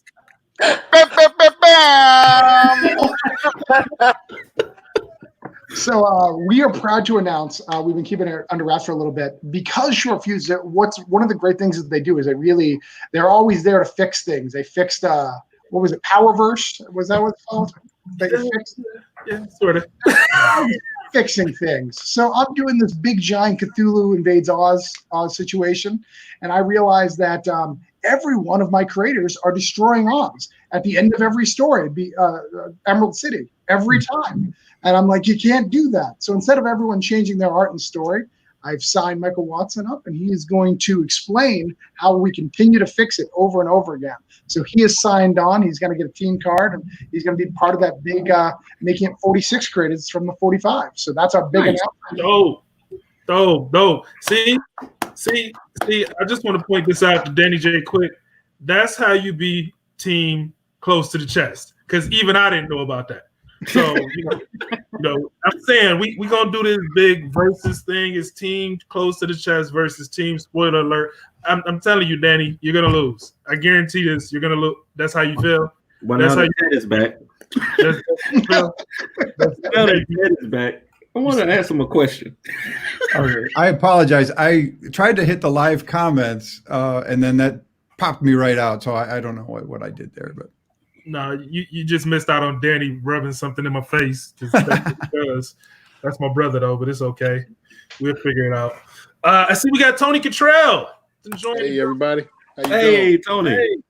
Tony, if you mind, give us a quick rundown on who you are and where people should know you from, which is, a lot. But, we give them the quick version. All right. Quick gist of who I am, Tony Cottrell. I'm a writer, creator, also the publisher of Advent Comics, celebrating our 10th anniversary this year, and doing a few different things. We are putting together a final anniversary celebratory Kickstart, I guess you should say. You guys can look for that in maybe about 2 more months. But that's the short and quick of it. We publish 20 titles right now, including some creator-owned stuff. Man, 20 titles, man. I'm going to give my Noriega Drink Champ song and say, God damn it. All right, so I've been asking everybody questions. Tony, I don't know if you been tuned in. I've been asking questions. And yes, you won't escape. I got questions for you, too. I got questions for everybody. I was fortunate enough to meet Tony at Baltimore Comic-Con. And usually I kind of lament online. I talk to people, and we laugh about, sometimes you meet people in person and people, your online persona can be one thing, but then when you're in person, your persona could be something totally different. And one thing that people notice about me usually the first thing that people usually notice is I'm a lot bigger than what they think I am. Tall dude. You're a tall dude, bro. Yeah, I'm a lot bigger. Now, Tony, on the other hand, Tony is extremely more bigger. Tony is ripped. That is not a phrase. More bigger? Extremely more bigger? Come on now. Yeah, Tony is a huge guy, and huge in a good way. Like, oh my God, he's massive. He shook my hand, and I know it's a couple people that seen a picture between us, and it's like, I have huge hands, and Tony's hands engulfed mine. I'm like, what is going on? For disclosure, I need to be bigger for what I do in my real career. I understand. Are you allowed to tell us what you do in your real career? Yeah, and that's one of the reasons I'm like a minute late, because I got stuck at work a little later than normal, so I didn't really change out my uniform yet. I'm a career firefighter and paramedic. So hey, round of applause. Hey, yo, thank you for everything that you do to keep our world safe. Thank for you. Real. Appreciate never that. But yeah, so I'm a minute late, so please everybody forgive me, excuse me. I'm sorry. Hey, apologies, Travis, for the goddamn it. That's from a TV show that I watch, and I just, I don't mean no disrespect and nothing. But Travis, I hear you're a pastor. Come on, man. You can't be cussing with the pastor on the. Yeah, what we doing? And it hit me when I said it. I'm like, oh man, why did I do that? Sean, you've read my fucking book. He's a pastor at a beat down. He'll lay hands on you. That's what that is. That's what I said. All right, so I read issue 2 of his book. Yeah, and forgive me, I haven't read 3, but I'm like, wow, you said you're a pastor. I'm like, there's no way a pastor wrote this. Like, no way. I gotta get these books. That's cool. I think Travis's got a good books story are in your hands. Good luck and continued success here. So, Tony, I'm gonna jump right in, man. Yeah. So, question I got for you, and this is the first one. As long as you're on the show, I got questions for you. So just know, the longer you're here, the worse it's gonna get. So first question I have for you is if you had to start the Advent Comics universe all over from scratch. Now you can retain the knowledge that you have of the previous everything that you've done with Advent, but if you just had to start over from scratch, nobody knew anything, you just had what you remembered about, what happened before, and it was some alternate reality, nobody else knew anything about that. Which character would be the character that you would start off with, and who would you consider like the franchise or the brand, and why? I'm gonna keep it with Titan the Ultraman. That's probably still our biggest character. Most people know Cat Titan. I wouldn't change anything because when I first started, I wanted to do something a little different. And the first story out the gate was a story about the biblical God and devil. So basically, everybody uses good and evil, but I took it to we're going to make our universe surrounding God and the devil using superheroes as characters as well. So everything flowed out of that. And it was a big seller. Our two first books were graphic novels, and to this day, they still sell. I'm surprised. I mean, we've come leaps and bounds since then, but those two books are still big sellers. So that's awesome. I mean, I would keep it like it is.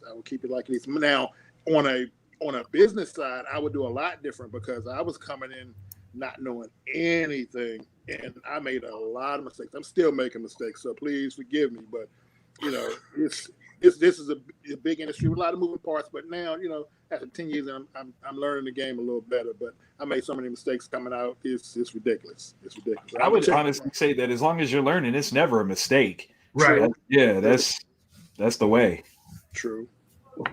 Okay, I'm gonna jump back in with Ted. Since Danny keep flashing that book, got me interested more. Thanks a lot, Danny. So Ted, I have a question because I know you got a film background. So I know filmmakers, they work in absolutes, and well, not necessarily absolutes, but they work with beginning, middle, ends, and they always have the plan. So I have to ask, and I don't know if I want to know the answer to this. Please don't join team spoiler alert with Danny J. Quick. So the question that I have though is, have you written the ending for Tap Dance Killer already? Well, the way I always look at this stuff is I do know I treat it like a road trip across country, and I not taking any highways, so I know where we're headed, but I'm gonna stop along the way. And anything that looks interesting, I'm going to, get a hotel room and spend some night in that city. And that's what I do with these characters. So Tap Dance Killer was sort of one of those stops on the Apama road trip. And it ended up blooming into its own thing. So I have a lot of things that I know are going to happen with these characters, which would take years and years to do. But like definitive ending, I don't have for this character. I don't. Yay! I'm gonna piggyback off that one and ask Ted, since you are well versed in multimedia, what other ways are you telling this Tap Dance Killer story or the Apama universe stories? Are you aiming to specifically do them in one media, or you bouncing around? Yeah. And first, may I just say how honored I am again to see the great Michael Watson illustrating my Tap Dance Killer character here. So dope. That is amazing, Michael. Thank you. We are, I'm actively shopping this around, and I'm shopping it around both as either a sort of like a feature film or a whole series that would encompass all of our properties. So that also includes the new one, Bloom, which is about another villain from the Apama series, Regina.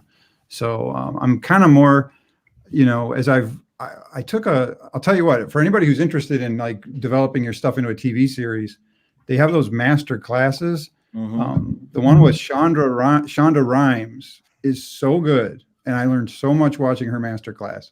So, and it made me realize that I really do think more in terms of like a TV series than I do in feature films. Because I think the beginning, middle, end thing kind of drives me crazy. And with TV series, they don't want that. They want something that keeps rolling, they don't even want to hear your ending on a TV series, which is kind of nice. Because for me, I just love kind of introducing new characters and letting these things sort of, evolve, based on what I have planned, but also what I discover along the way. So very nice. I'm leaving it that way. Ted, I would love to see Lizzie on TV. That's how you feel. Yeah. That's how you feel. Yeah, girl, yeah, Man, Lizzie. he is spoiling so hard right now. She is so creepy, man. It's so like every time I see Lizzie on the page, I'm like, yo, I could not imagine seeing Lizzie in real life. I would probably crap my pants, man. Really. Oh, the story about Lizzie is again because of my daughter. She was a throwaway character, so she's like this failed scientific experiment. Punchline is sort of the realized experiment that works out, but before Punchline was Lizzie, and she's just tied to a chair in issue 1, and my daughter's like, "What's going to happen to this lady?" And I said, "Well, I think they're just going to kill her off." And she's just like, "Dad, don't kill her off." I'm like, "Well, okay, now what do I do with her?" And it made me think. And yeah, I mean, a lot of people like her. Actually, just this week, somebody sent me a note on Instagram that they're about to do a cosplay of her. Oh wow, I gotta see that. Lizzie loves Fletcher, So yes, He has a unique list too. That could be the name of the spin-off series. Lizzie loves Fletcher. That was Hey, I'm gonna do a team spoiler alert, but it's not really. But because you mentioned cosplay, and I've said it in the past, and Danny J. Quick blew me off. But I'm telling y'all, when convention season come back, I'm working on the cosplay I'm killing everybody. Killing everybody. I'm letting y'all know it's coming. Who is it? I'm not telling nobody. I'm not part of the team. Spoiler alert. Wait. Come on, man. You said team spoiler. Is it I said I'm team close to the set. Okay. So you are actually yourself, Sean? Yeah, I think I'm gonna do it. I think I'm gonna actually do it. Yeah, I'm gonna do it. It's gonna be all gonna pay good money for that one. Yes. Yeah. Switching teams mid-transition. You ain't learn nothing from Short Fuse. You're gonna pay. Oh, you gonna pay. All right, cool. Let's see. Let me jump since Travis is here because I got questions. I'm gonna jump back into Travis. All right. I got another question for Travis. This is gonna be the fun question because we done danced around this. What we gotta do to get Travis over the Short Fuse working on the project? Ooh!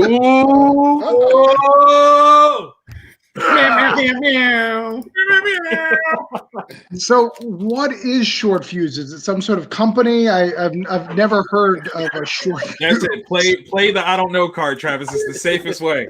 Best way to do it. Just roll out. Well, I'm a busy guy and I can't afford all my projects as it is. But if you guys put a nice team together, I heard Mike Watson has extra time in his hands. He's drawing every day, so I mean, Yeah, he does. But if we put a team together, I've told you before that I have no problem working for Short Fuse. I think I'd love to make a book under it. I'd love to make a superhero title. I have a couple under my chest that would be really good. And for me, it's not about the money. I mean, I love the money. Everyone loves the money, but I just love to create. I love to tell stories. I love the creative process.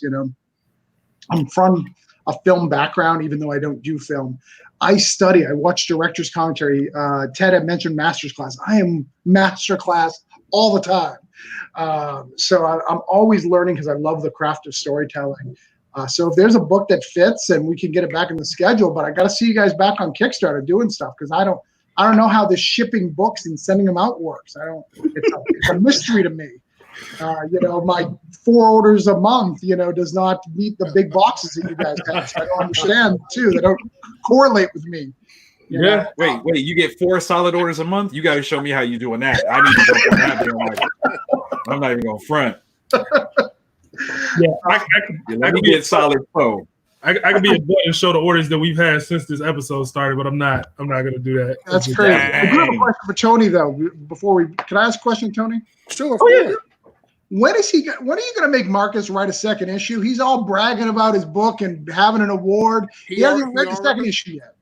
He already has Protector 2 almost done. And as soon as it's completely done, we're going to put it on the schedule and get that out. That's on the creator-owned label we have called Unbound Realms. So look for Marcus's second book and a couple other surprises from that label too. I don't tend to talk about them until the creators talk about them, but it's coming. Let me ask Johnny. Johnny, so what is coming over from Advent? I really want to know. Oh, from Avon. Let's see. We just got to finish the Kickstarter for Cosmos 5, and we had 4 books tied into that are being finished now. Pantheon with Andy Smith, Paris Cullens, Eduardo Mello. We had like 20 creators on that book. We had another book tied in called The Universals, big cosmic book. Bart Sears did some stuff on that one. Nice. We also have Legend and the Vanguard, which is another tie-in book to that. Trying to make our Kickstarters for our 10th anniversary something special. So instead of just one book, you're going to get like 3 or 4 books tied into it. Nice. We're also working on, outside of that, we have a annual book called Chamber of Terror, which is a Halloween book that's coming down the pike. We have our regulars book. Greg LaRoque is finishing up that. And we're up to issue 4 now. So as soon as I get halfway through with issue 4, I'm going to start putting that out. We have a couple other surprises, and I just got word that Titan 3 and Titan 4 are in production as of Monday. So we're working on a few other books. They aren't ready to talk about yet, but they're coming. That's awesome. We got a newcomer. Nicholas, let's give some love and find out Nicholas. What projects we should know you from. Right now I'm still currently hashing out a script for. Make sure, I'm on. I'm currently hashing out a script for Earth 88, a comic mini adventure one shot featuring my superhero persona Infinix and Kurt Christensen's Turbo Thrust. Nice. That's awesome. And I actually do have a script I'm starting to work on. I'm still just trying to hatch out the details right now. But other than that, yeah, that's my thing that I'm working on right now. That's fantastic. Well, welcome to the combo. Okay, so the funny thing is, I didn't know whether Nicholas was coming on the show or not. And the question that I was going to ask is the one he actually just answered. I was just going to ask, since you appeared on the show, because you had said it wasn't anything final, and I was the one in the comments that said, hey, what about Kurt? Have Kurt write something up for you. I just was wondering how far you had got after that, if you got any closer to finalizing the story for it, which sounds like you did. It's getting there. I have so many documents that I have story here, script there. So basically, what I did was I have the book is about 24, 26 pages ish. I've got about to page 20 before I'm I don't know exactly what exactly happens. But from what I have, I started I downloaded an app called Superscript. They were for a time having a bit of they had a 3-month trial going on where you could try the program for free for 3 months. And then they had, I think it was on sale for $40 if you wanted to buy the whole thing. I want to shout out to Jonathan Rector, who I follow on Twitter and the Facebook. And he actually posted about it. So I'm like, okay, well, since I'm looking for something to figure out how I'm going to do this script, and it's why not try it out, right? So I started about that, and I'm about on page 6-ish, 6 to 7 right now on trying to do the script, but I'm still new. So I feel like I don't have enough on it yet. That's fair. That's always an ongoing process as the writer, making sure that it's worth anybody else's time to interpret and read. Yeah. All right, exactly. We're going to jump back in. I see Kristen came back. Chris Williams jumped back in. Yes, sir. Chris, question for you. Yes, yes, sir. What is the expected release date for Prophet the Hitman? Right now, BD got us slated for sometime in June. I got to talk to him after the show's over and figure out the exact date. But I know the Kickstarter, we have 3 comics that's actually coming out at the same time. And I'm going to find out and finalize it. I'll be posting it up probably within the week or so. Okay, June of this year? Oh, yeah, it's coming out June of this year. Oh, yeah, man, I've been working, man. How long have you been doing this, Sean? You just said a couple minutes ago that you just finished off the sketches. Oh, the sketches, yeah. But, man, I don't got nowhere to go. I ain't got no job. You know what I'm saying? So, You say you got nothing but time now. For this comics, excuse me. My lady just told me, you do have a job. I do have a job, which is making comics. But like the physical stuff that I used to do, I ain't got that right now. So all I got is time to draw. Just cranking. Anybody need work, holla at me. Space and opportunity. That's what I'm talking about. Cranking it out. That was dope. All right, cool, man. Let's see. Tony Cottrell, right back at you. All right. So you launched a successfully funded comic during the pandemic. What were some of the challenges that you think you faced? And also, do you think it was easier or harder to fund your comic than normal during the pandemic? Man, it was rough. First of all, let me full disclosure. I went around several times about releasing it, not releasing it. But I decided to go ahead and do it because I wanted to try to get back to some sense of normal activity. And I was like, okay, if people can't do it, I understand. But for me, I had to do something normal because I was just going through a whole bunch with this whole pandemic thing. But people responded to it, and they were like, okay, I guess they felt, yeah, let's go ahead and take a little bit of reality and just put it by the wayside and just enjoy some comics and enjoy some feel good stuff. And they responded, and we made our goal. And it was hard. It was really hard though, because you get that normal lull in Kickstarters, but that came real early and it stayed a lot longer. So I was like, this ain't gonna make it. But then, towards the end, it started picking back up, and still had to market it like crazy. But we were successful. But yeah, it was a lot harder this time. I'm not gonna say it was a lot harder. So, do you think your appearance on Chat and Draw gave you any kind of boost? Oh yeah. I definitely know of at least 3 solid people who contacted me and said, "Hey, I saw you on the show and I pledged." So that was definite, and that showed up in the metrics at the end of the Kickstarter too. So yeah, But that's cool, because that was one of the things that I was trying to when me and Mike came up with the ideas for the show, but it's all Mike's creations and that he lifted from Ren and things of that nature. But we go get off that earlier.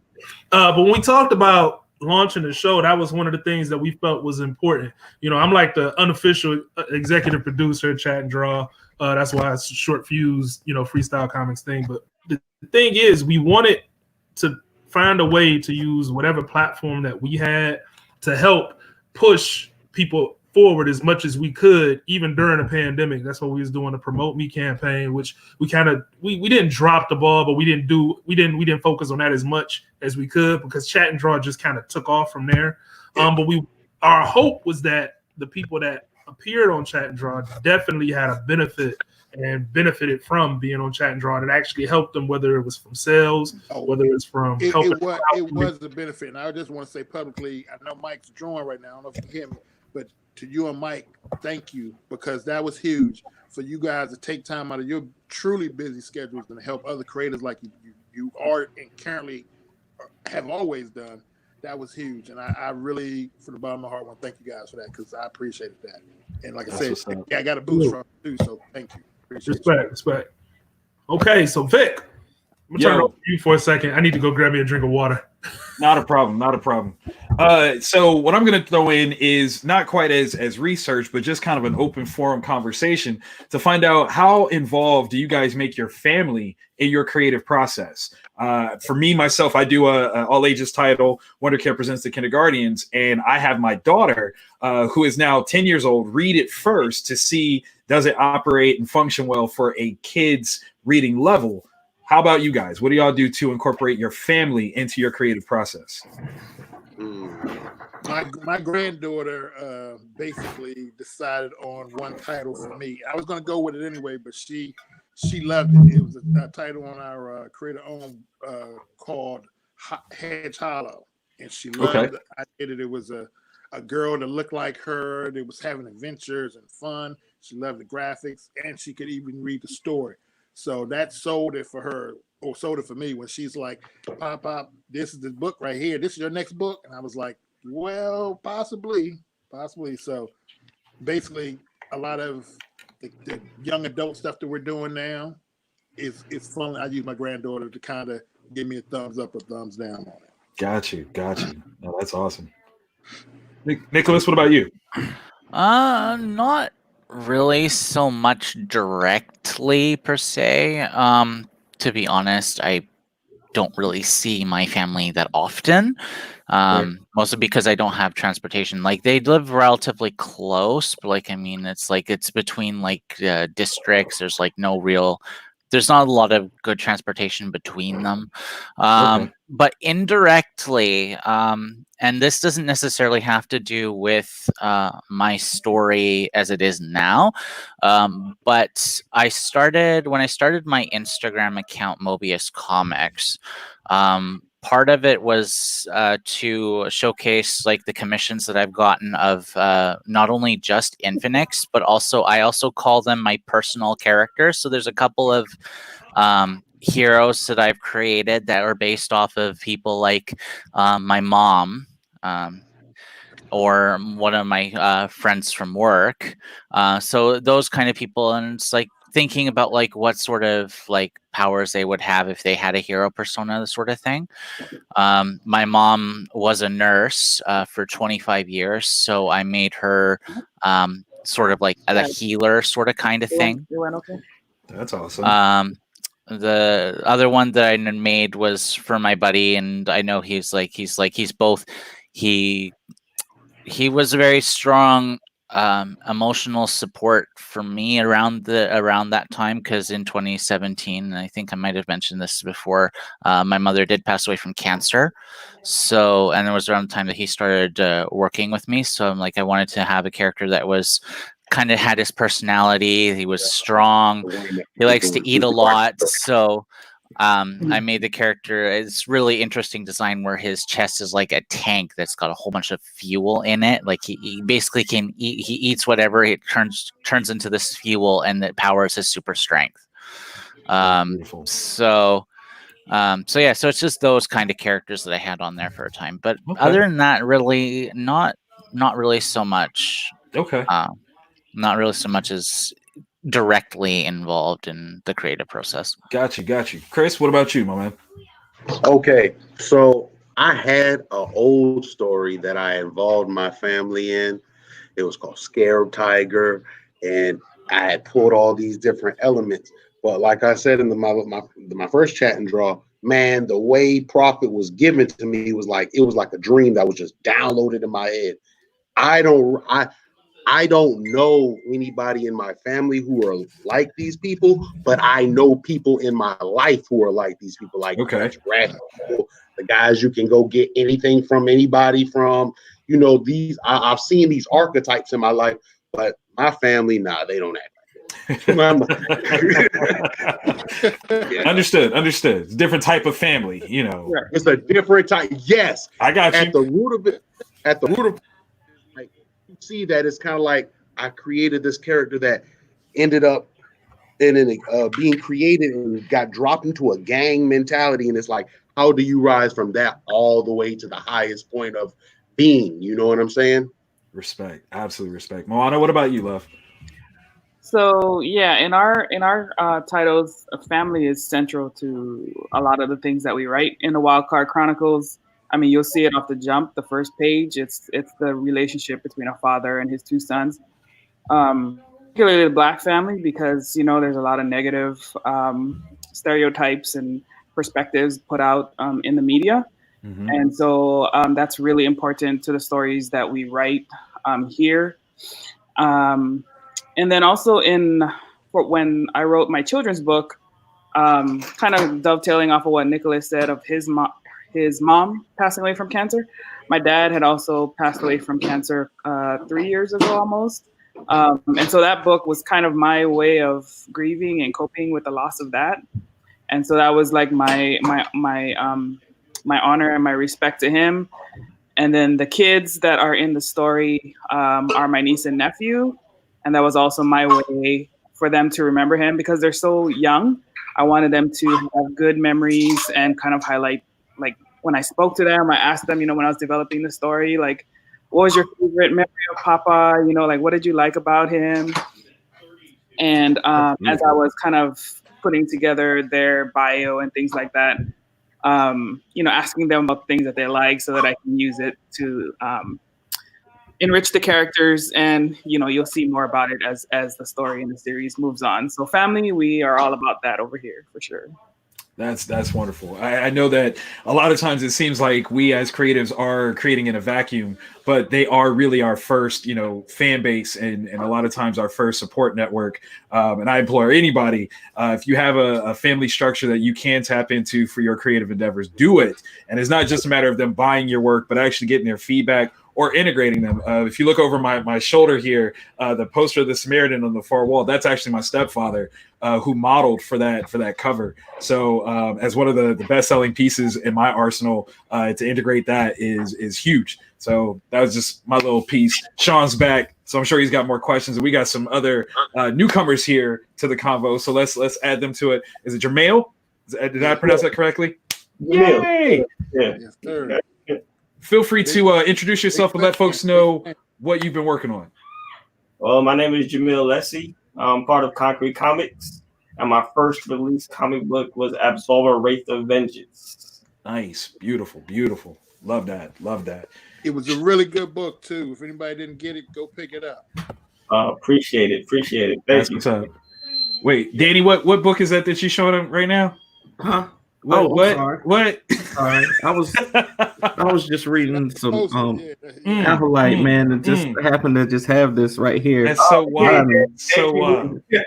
See, you can see Absolver right there. Look at that. Look at that. Just doing a little research. You know how I do. Man. I got you.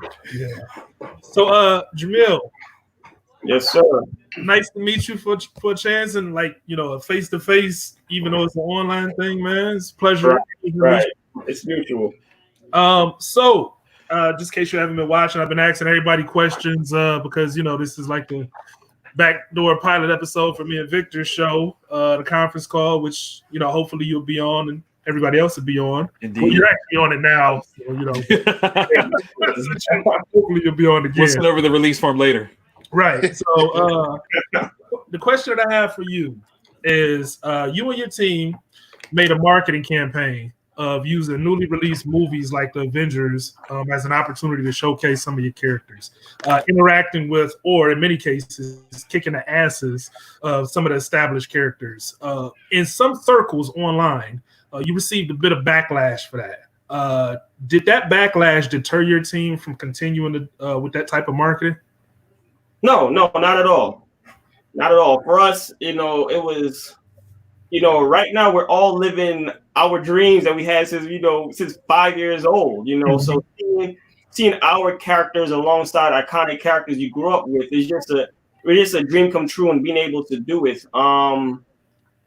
Honestly, we're focused. You know, we got those blinders on, and you know, I plan on doing it again. But you know, earlier on, you know, when you're spending money, and then you're trying to run a business, you realize some things you just have to put aside for a little bit. Mm-hmm. I really plan on doing it again. So yeah, it didn't bother us at all. All right, I'm gonna be looking for that Absolver and Spawn. Either one. Jamil, spoiler alert! Before we do that, should we let them know that before they see Spawn, they're gonna see a little bit something extra? Cosmos. Exclusive team spoiler alert. Yeah. Can we say what it is? Of course. In Cosmos 5, the one we just kickstarted, you're gonna see Absolver appear in the book. That's awesome. Only the Kickstarter people get it first, but we're gonna put it through our regular distribution. So eventually, you want to see more of his character and find out how his character plays a role, look for Cosmos number 5. Hey, I love it. So now I'm gonna just officially say I'm a little upset now because Tony, we were talking multiple times during that time, and I'm back. Just about I could be like Danny right now and grab a stack of all of your books, and not once did you say, "Hey, Sean, Get him. Sean, what's going on? Why you didn't pledge?" Not once Did you say Yeah. what? And now you tell me Absolver in there too? But to be honest, Sean, I didn't actively like go to different creators and be like, hey, back the book, because I knew it was during a bad time for everybody. This is me, baby. But I didn't want to do that, and I felt bad enough that I actually put it out during a bad time for everybody. So I was like, okay, if it makes it, it makes it. If not, it won't. And I was cool with that. I was really cool with that. Yeah, so there's a lot of surprises in this book. So That's awesome. So I'm glad to be a part of it. Tony, as the pastor in the room, I want to let you know that it is a sin to lie. You know, Travis, I promise. Yeah, so Tony, I got another package from you. Appreciate that, and I'm sitting there looking through this, and I'm like, oh man, so I got this, and then I got this. I need to just go back and buy these, and I'm going back on my login, and I'm like, I didn't pledge this, and I'm looking, I'm like, why is this not in my thing? So now I'm just like, oh, how did I miss out? I'm like, Sean, you have backed darn near every Kickstarter we've done, and I truly appreciate that. So what I'm gonna do is I'm gonna send you a special copy. Oh, you got that. That's all right. Listen to the love. All right, man. Salute. I like that. Yeah. Round of applause for that one. That's what I'm talking about. God damn it. Yeah. It'll be handmade on his Epson 230 printer. Whatever. Staple. It's still good though. Hey, somebody, I had a creator do that before, and I wasn't even mad at it. It was a creator that did that, and I wasn't mad at it because what they said, the content was still good, so it was all good. There you go. Gotta love the hustle. Yeah, man, it was all good. Exactly. All right. So speaking of hustle, look at that. Asking Yi Shao. Yeah, man. What is going on? Hello. Give a quick intro and how people should know you. I'm Lawrence King of Constant Hustle Comics. Coming in here to see get a real thing going on here because I think y'all probably been slacking since I've been gone. So let's do it. I feel attacked. I feel attacked. I feel attacked right now. Like he's still going for Michael's throne, man. That's right. I love the show you was on with Michael, man. It was so energetic. I was pissed that I didn't get to see it live. I would love to chat and have some words, man. Me and Lawrence, we actually had a conversation, a good long conversation once, man. It was real good, man. It's a good brother, real cool dude. I love everything you're doing with Constant Hustle. Just in case you tuned in, I've been asking everybody questions because I can't prepare, baby. That's right. He's loaded up, locked and loaded. Since you're on the floor, we're going to jump right into it. So listen. Hey, I wanted to come on real quick and I wanted to thank everybody. The comments that we're getting from everyone is they're absolutely loving this, the back and forth, everybody talking, so many creatives in one room. And this show would not be the success it is right now without all of you being on it. So I just wanted to say thank you to everybody. No, I wouldn't be. Bro, I forgot you was on this show. Hey, me too. This is officially a conference call now. So yeah. This is the kind. Go stop bombing our show, Mike. What are you doing? This don't belong to you no more. Get back to work. No. He's absolutely right though. Thank you to everybody that's been here, engaged, taking part. All of the creators that have jumped on, you guys have been fantastic. Definitely co-sign Mike's sentiments, even though he ain't supposed to be talking at all. He got work to do. Get back to work. All right, I'm out. All right, so Lawrence, Yes, I read sir. the issue of Avery the Astonishing. Brother, I loved the cliffhanger on the end of the issue. So my first question is going to be the obvious question. Where the hell we get issue number 2? All right, so issue number 2 is written now. The script is written. The script is edited. I got to do some changes to it because of some last minute. When we did the first Kickstarter, we did something to allow you to become a villain in the series. Mm-hmm. And that became a lot more popular, honestly, than I thought it was going to be. So we got to change that up to add either their villains into the second issue, or make a one shot with Avery and just the villains themselves. I'm thinking myself probably more of a one shot, but it should be within the next few months. Okay. Securing the artist for it really soon, so it should be within the next few months, to be honest with you. Okay. Nice. Hey Lawrence, let me ask you a question. If yes, sir, missed the first issue, let us know where we can get it from. Can you do that? Okay, so if you missed the first issue of Avery the Astonishing, you can get it at www.constanthustlecomics.com, or if you go to our Facebook page, we have it on there that you can buy it from the Facebook page directly. Okay. As well. Look for an order from me today, bro. All right, bro. Appreciate you, man. Love it. All right, so I'm gonna jump back. And since he's kind of new to the show, not asked everybody else a bunch of questions. I want to get Jamel again. I want to tackle him. We'll see if we can get him in trouble again. So, there's Jamel. How you doing, bro? So, all right, this is an easy one. This one not getting you in trouble. I'm gonna say that for later if you're still on the show. So, will Concrete Comics return to Kickstarter for the next round of releases? And if so, will you be following the same blueprint that you used on the initial Concrete Comics campaign with multiple releases per campaign, or will you guys be focusing on one title per campaign? Again, that's if you're going back to Kickstarter. Right now, that's all in the talks right now. Mm-hmm. You know, we're just because the whole virus just changed up a lot of so we're just sitting back and watching the lay of the land, and gonna move accordingly, basically. So yeah, makes sense. So cool. Moving on to, I'm gonna go back to Lawrence for a minute because I got some words for Lawrence, man. We got some questions. Here we go. Okay, so recently I've seen a few images of a new logo for Constant Hustle Comics floating around. Is that new logo the official new logo, or is it just something that you're using for promotion?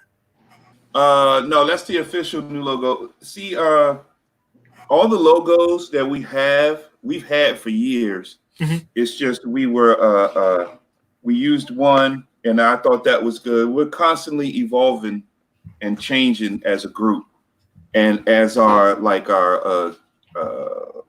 graphic design got better, and as our layouts and everything got better, I decided to move from that logo that we were using originally to the one we're using right now. To me, it seems more classic, more timeless. Okay. So it works out better that way for me, at least. That's beautiful. I should say for us. Yeah, it looked nice on that T-shirt I saw. I was like, you got that on the T-shirt. It was dope. And I saw it on the back of the jacket. I was like, did he get it on the back of a jacket? That's the hoodies. Yeah. We're trying. To be honest, man, everybody on here, right? Everybody on here in one way or another has influenced the way we move. So I'll like one thing that you guys are doing, and then I'll move that way. And then I'll like another thing somebody else is doing, and then we'll try to take a little of that. So all y'all have influenced us in one way or another. Yeah, that's the way. Oh, man, God damn it. Yeah, that's the way. Man. You know what I'm saying? Game begets more game. That's the way that should be all the time, every time. Right. I'm gonna stop doing that. I'm gonna have Noriega calling me like, "Hey man, don't be stealing my stuff." Whatever. Noriega gonna call. We're gonna start asking him questions. Yo, let me get a comic book made about you. Let's talk about it. That's so. Awesome. Let's jump back in with Tony Cottrell. Okay, so question I have for Tony is, which Advent title do you think has had the most, I'm not going to say overall success, I'm going to say success to you. So I don't necessarily mean financial or just crowd base. Which title do you think has had the most success with Advent Comics? Easily Titan Ultimate. Yeah. Cause that's becoming a character where it's becoming recognizable, and even to the point where it blew me the other night. I'm not gonna mention no names, but I was letting some people know on our little Facebook group know that I was looking for artists for the next issue, and I had 6 nice artists competing to do the art on it. And the one who actually won, I was totally surprised. I was like, bro, I didn't even know you even knew who this person was. And he was like, yeah. He said, I've been following the character. So yeah, Titan, without a doubt. That's awesome. That's really cool, man. That's really cool. Okay, so with that being the case, and Titan being the one, when is the next issue of Titan coming?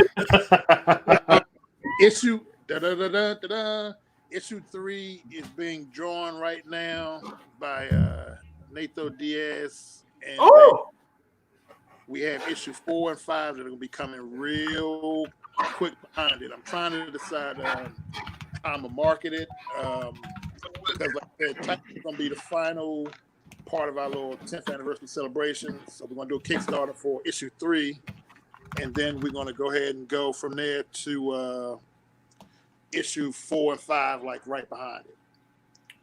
Dope. Yeah, this is nice. So yeah, so you getting the G.I. Joe artist to come kick it with you, huh? Yeah, he wanted to do some superhero stuff, so he reached out and was like, "Hey, I want to do Titan," and that's why I'm like, "Okay, why is everybody asking about Titan?" So he wanted to do it, and we're gonna let him try it out and see his hand in superhero comics. So I mean, because Titan dope. I mean, Titan is dope. Appreciate it. So it's Titan is actually a semi-autobiography of a certain firefighter y'all might know. Yeah, I believe it. I believe it, especially after getting my hand engulfed. I believe it. I believe it for sure. All right. Hey Jamil. Yes, sir. Let's see. How much? This is gonna be this is the one. Uh-oh. How much trouble? Actually, hold on. Is Danny J. Quick still in there? Or did he? You're around here. You're around here somewhere. He's not. I can't see the screen because Mike. Oh yeah, no. He's not. Okay, He's not in right now. I wanted to ask why he was. But anyway, so let me see. All right, Jamil. How much trouble did you get into for allowing yourself to be recruited by Danny J. Quick into the indie comic book terrorist group team? Spoiler alert. I'm on a 2-month lockdown, so you know, and if I do what I'm not supposed to do, I have to do something real trifling, and I don't want to go that far. So. That's terrible. That's terrible. See what happens. You see what happens when you join terrorist groups, man. That's all. Terrorist groups, you get put on lockdown, man. The Honorable Lonzo Starr put you on lockdown, bro. He told you no more media. That's what he said. Yeah. I had to on this one, you know. Hey, so yeah, now I think about it, since I got both of y'all right here too, I just thought about that. Hey, so y'all groups rather, Comic Constant Hustle and Concrete, y'all kind of like came on like to the scene hard, like around the same time, like hand in hand. Like, was that something that was strategized and planned, or was it something that just happened organically? I would say organically. You know, I love Lawrence. You know what I'm saying? At first, I thought Lawrence didn't like me, but you know, Lawrence is a cool guy. You know, so it just happened organically. I always loved his energy, his vibe, his hustle. You know, I'm like, yo, every month he's dropping a new comic. I'm like, yo, what's going on? You know, so I don't know. To me, it was organically. It definitely was organically, right? So the Black Label Comic Con, the one that Eric Cooper puts on in Philly, was our first one that we did. So we had, at the time, we only had the one book, and we were right beside Concrete, who had no books there, right? No books. They had T-shirts, posters, no books. They outselling everybody else in there, not letting nobody pass their table without looking at what they got on their table. So I'm sitting like that. I'm like, I don't know if we can curse on here now, so I'm not going to. I was like, what the fuck is going on? And I'm slouching here. So our the way we handle our Comic Cons is all because of the way I saw Concrete doing theirs. So it's definitely a respect thing. And I think more than anything, us helping each other out and not just talking about helping each other, not just talking about being there for one another, but actually doing it is what keeps us so close. Because I can depend on them at all times. Man, round of applause for that guy. Yeah, that's a great answer. That's a great answer.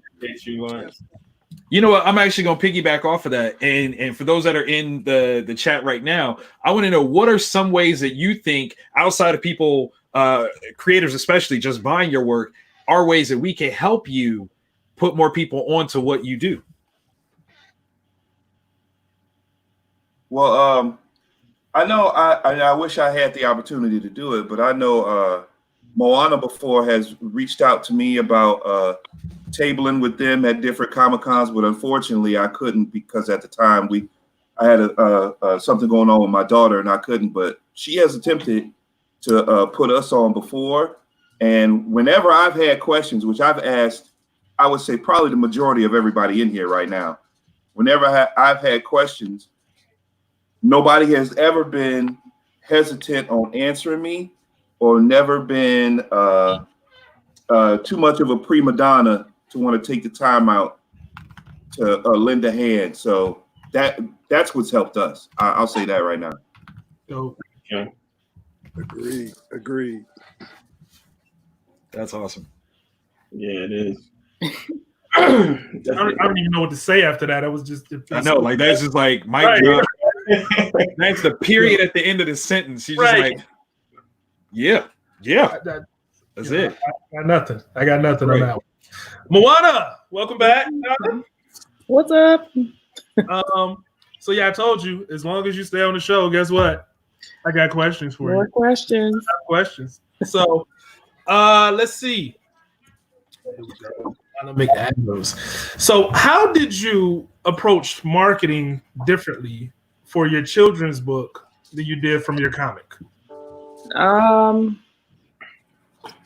So for my children's book, because it's like a Hawaiian culture based story, I already had an audience because in addition to comics and writing, I also have my own clothing line, which is a Hawaiian inspired clothing line. So already have a strong audience there. And so those, there was a high conversion rate on those customers, just because like it's natural for them, and it's not really a lot of, I mean, there are some children's books, but just the way I did mine was like a different take on it, and that seemed to be the feedback that I was getting. So that's pretty much how I carried that one. Yeah. Okay, dope. So do you think, actually, can you tell us a bit in the differences on what you've experienced in publishing an actual children's book versus publishing a comic book? Great question. Oh yeah, definitely. Okay. So children's book, you can do it either what they call that, perfect cover, or perfect, it's basically the soft cover version, or a hardcover. But for me, I like in any books, whether it be comics or children's books, if there's a hardcover version, I'm getting it. That's what I want. Because I want it to be long lasting, and I just want a high quality book. If it's going to have my name on it, it's going to have the best that we can put for it. So, but the thing that comes along with the hardcover is that US printers are not as competitive as international.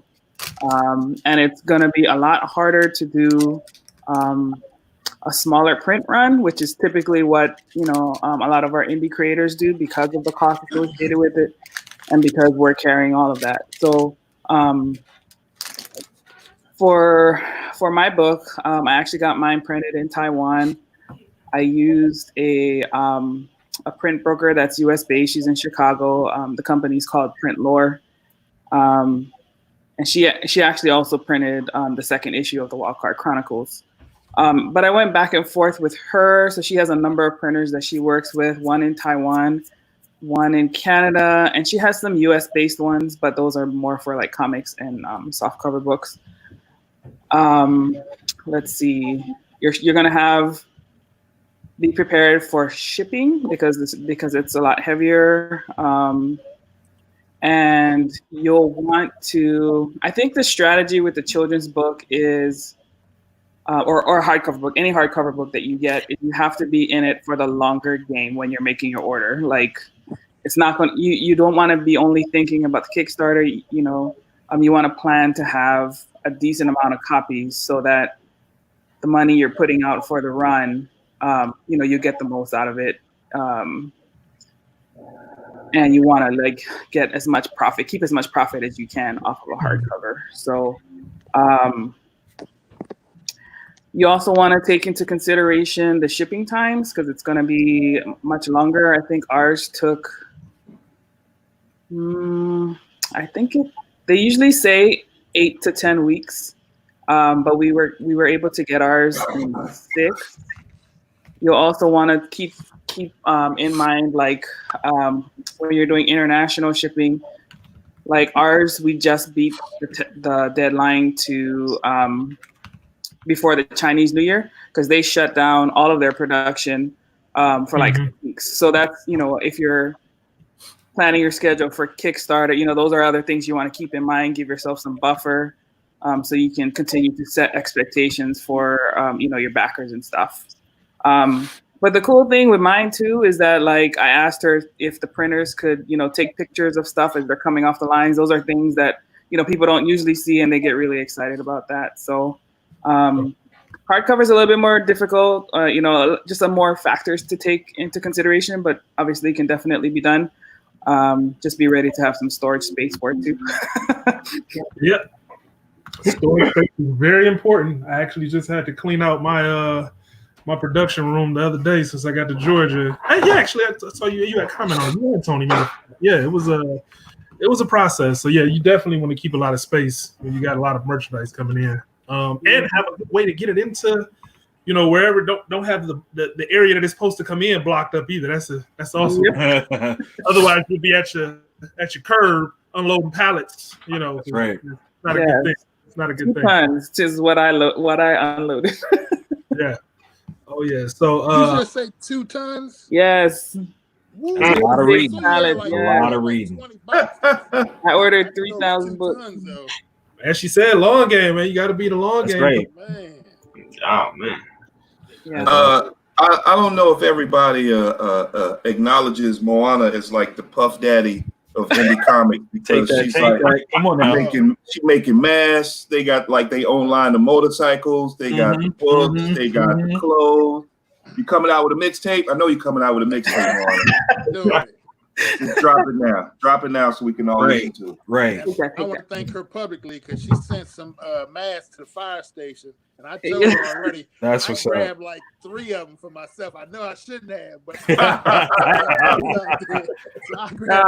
the organizer bonus. That's like the cut off the top, you know. Right. I like that island trap idea. Like let's drop that mixtape right now. Right. Right. Shoot, that'd be dope. No, yeah, but I mean, really, like you don't see him a lot just because he doesn't like to come on the camera. But my husband, he's the mastermind for a lot of this stuff too. So eventually, I'm trying to get him on for season 2 of Chat and Draw so we can see some Wildcard Chronicles characters. And Don got some dope ideas too because he shared a few things, and I was like, "Bro, you killing it." Wait till y'all see what Burning Spear coming with. They about to drop it. They about to drop it. You're right.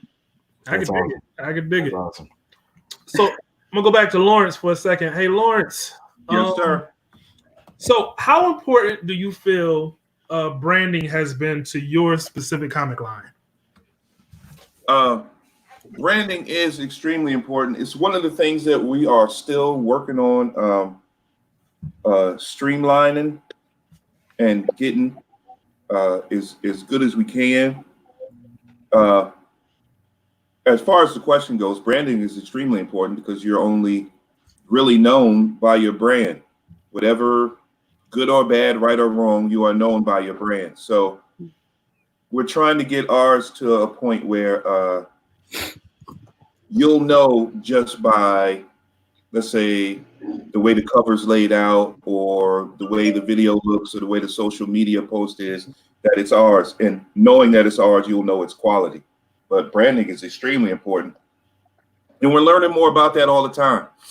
From us with our YouTube page or the other things we're trying to do, we're learning more. I mean, I don't have it as good. I see Ace Blade on here right now. I don't have it as good as him making, videos at the house and then videos at the job, and then I don't have it like that yet.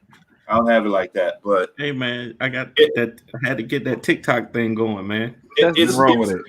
It's hard. It's harder for me because I've never been the person like in front of the camera type of dude. That's just never been me. But in this game, and this is one of the conversations Sean Mack and I have had, you have to be that guy, and you're not just selling your books; you're selling yourself. So, boom. Yeah, I've had to adjust that. Lawrence, man, you got that TD Jakes voice, man. You got to get on camera more so we can hear. Preach, bro. Preach. You're killing me. What I'm talking about. I can dig it. So we got Danny J. Quick back in the building. Hey, Chris Williams back in the building. Alert. The founder of Team Spoiler Alert. That's how we do. Yeah, we got him back here. So my next question gonna be for Danny. Danny, is there a world that we live in where a phone call needs to be made to your production team to bar you from acquiring any upcoming artwork in fear that you will post it as a spoiler? Sean Mack Live. We have had numerous conversations about this. So I feel like art needs to be shared. Okay, there's no reason to keep art to myself when look at this. See, this whole show is just built off of the concept of sharing art. It just helps people connect. So why would I deprive the public of the emotions that I feel when I see beautiful artwork? That just doesn't make sense to me. That would be selfish. Selfish, huh? So the answer to the question is you need to be barred from your opinion. If you don't want it shared, don't send it to me. That's the short answer.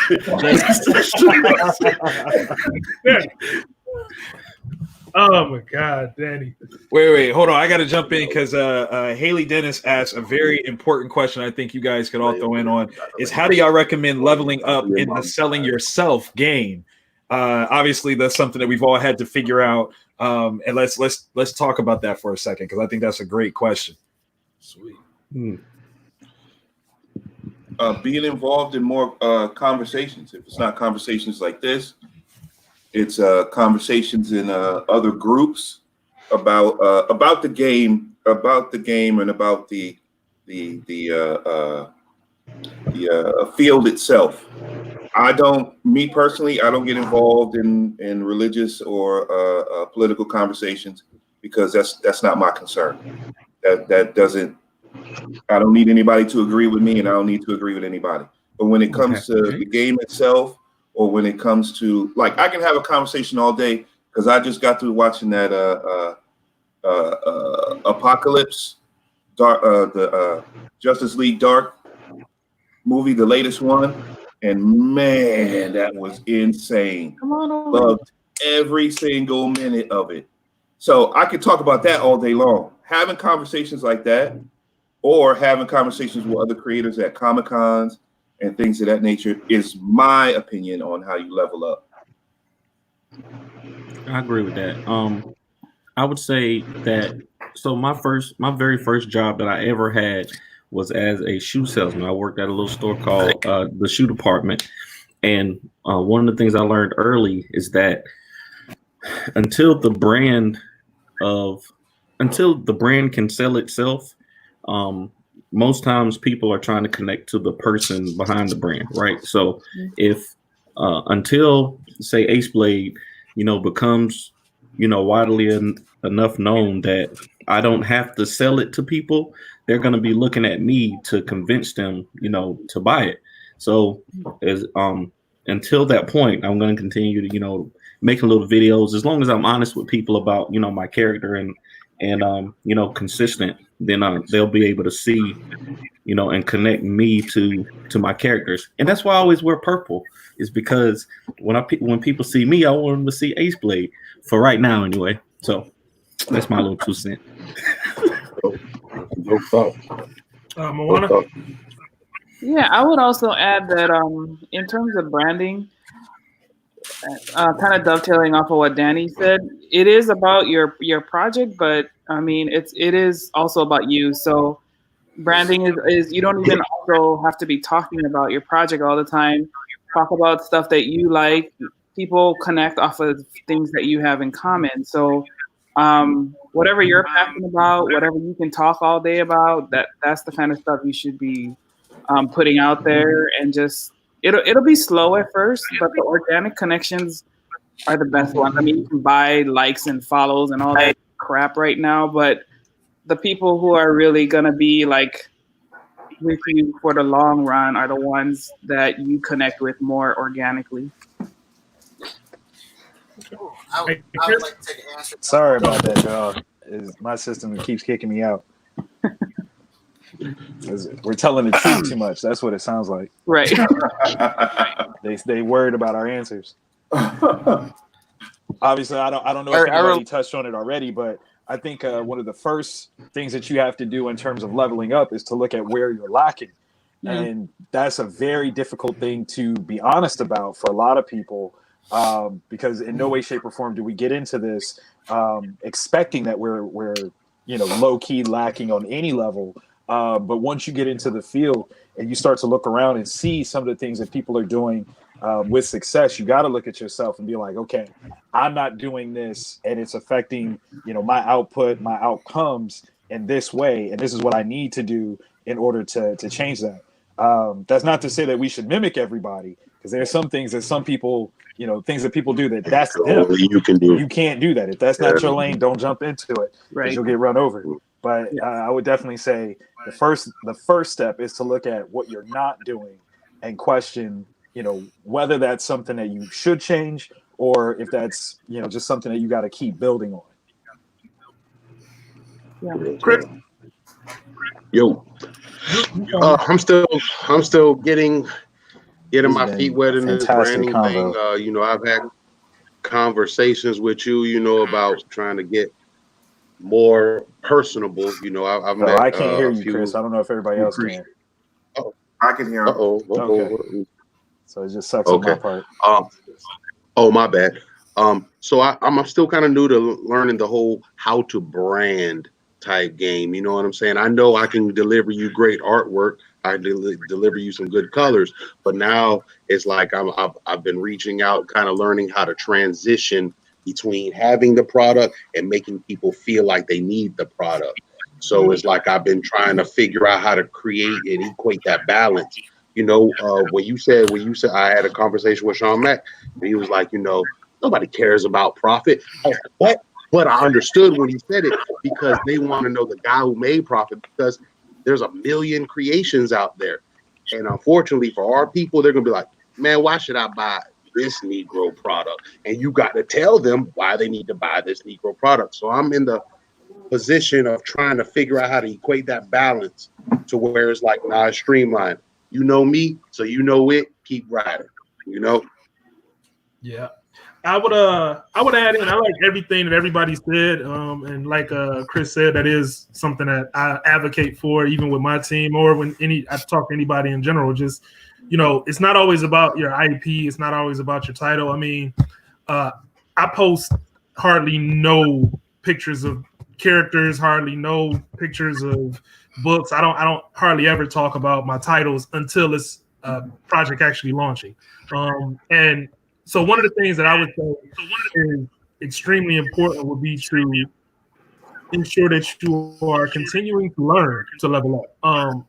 And by that, what I mean is doing the research. Like, a lot of people don't know the things that you do outside of making comics will add to what you do within comics. So if anybody has a day job or has had a day job in the past, you can essentially take things that you learned at that job and apply that to your own business, because you're at a business, and especially if that business is successful. Like at one point I was a district manager at AutoZone and I learned things about numbers. At another point in my life, I was a district manager at Advanced Auto Parts. I learned things about people and dealing with people and being a people person and understanding that I'm in a people business. At some point I had, ownership in some other ventures that I learned other things from. So long story short is you take those things and you apply them to what you're working on and make that to where it's not just oh, I'm learning how to draw and I'm rinse repeat and I can put out a book, because the process of production is only one aspect of making comics. And leveling up is understanding that you have to grow beyond what you produce, because once you learn how to produce a comic, that process is not going to change. Yeah, you may learn little tricks in there, here and there, to make the process become easier, but that's not going to make your overall thing become better. Your thing will become better when you learn from how you released your last thing and say, okay, this is what I need to do different, whether it's focusing on marketing, whether it's focusing on the team that you use, whether it's focusing on promotion, however you want to structure it, but just taking whatever you've learned throughout your life and applying that to the prospect of what you can do differently and grow from there. Because the growth comes from what you do different, not from what you do the same way all the time. I'll flip it over to Travis, because Travis wasn't here for the question. Yeah, no, I absolutely heard it, but I think the big thing that we got to acknowledge is you've got to be really self-aware in this game. You got to know where you're at and what you need to get further and what you can provide to somebody and what you can't. Because a lot of people, they come to me and message me, and Sean Mack and I have had these conversations where they're offering me things that I don't need. So they want to partner with me because they see my success, but they're offering me things that I don't need. So they're not self-aware. Not only are they not self-aware of themselves, they're not self-aware of where am I lacking. So if you want to level up, you have to know where you're at, and it's okay to be wherever you're at. Always trying to get better, always trying to get that next hype. I have people rip apart my comic books every issue. I'm like, hey, take this and rip this shit apart because I want to be good at it. I want to be good at this. I want to be the best I can at this. And the only way I'm going to do that is having people rip apart. And even if I don't agree with every aspect of what they're saying, the fact that someone saw that in my work, I need to acknowledge that and see what I can do to either change that, or if that's what I want them to see, that's great. Acknowledge that and be able to move on. So I think those are the keys to leveling up and to getting to that level. Well said. Very well said. Yeah. Yeah. Well said. Vic, was there any other questions? I actually can't see the questions on the thing because I just have a different setup. So yeah, I had to switch out for mine too, so I can't see them in the same way I was either. Because like my whole computer just froze, so I got to figure out why it's stuck. I think Haley's using us as a master class, so I'm super excited. I mean, yeah, like that's definitely what this is supposed to be. So I'm expecting some great things from Ms. Dennis to come out for real. Right. Yeah, because I know we've been talking a lot, and I've been asking questions, but chat draws about people participating. I know it might be some good questions in there. Like I saw Ren ask a question: Is there going to be a post with the links to the comics, the creators, or should I just ask Danny J. Quick? I would say, yeah, just ask Danny J. Quick. Just put everything with Danny J. Quick. You know what I'm saying? I mean, him and his squad, a team. Spoiler alert! I'm pretty sure the Legion is there and they can make it happen. So can I ask a question? Yeah, definitely. Of everyone that's in here, and I asked this of Mike when we had our episode. Do you all feel a social responsibility to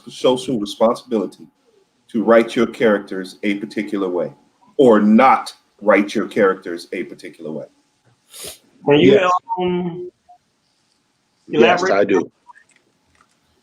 As in, are there certain tropes or stereotypes that you will not put on your character because you feel it'll set either you or us back as a whole? If I can jump in, I'll definitely throw my name out there as yes. The Trouble with Love book that Danny was putting out there is a very personal story. It's about infidelity, lost relationships, and the lead character is a character that had an affair and moved on without his family coming with him. And while I definitely had the opportunity to make that character African American, I did not want that to be the statement that someone would take from this book and say, black men cheat, black men don't raise their kids. Right. So I specifically, right. Exactly. So I specifically refused to make him black so that couldn't be an unintended storyline that's taken from that work. Right. So as a guy who writes, my leads are a white man and a black man. There's certain words like I won't use the N word for my character, even though he would probably say that. And I find myself writing it in the script sometimes, and then one or two edits later, I'm like, no, I can't do that. I'm not Quentin Tarantino. I'm not that brave.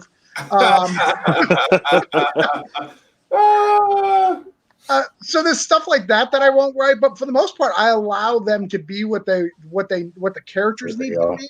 But there's certain subjects I won't glorify. Like I won't glorify the sex trade. I won't glorify. There's certain things that I won't glorify, even if it's in a comic book.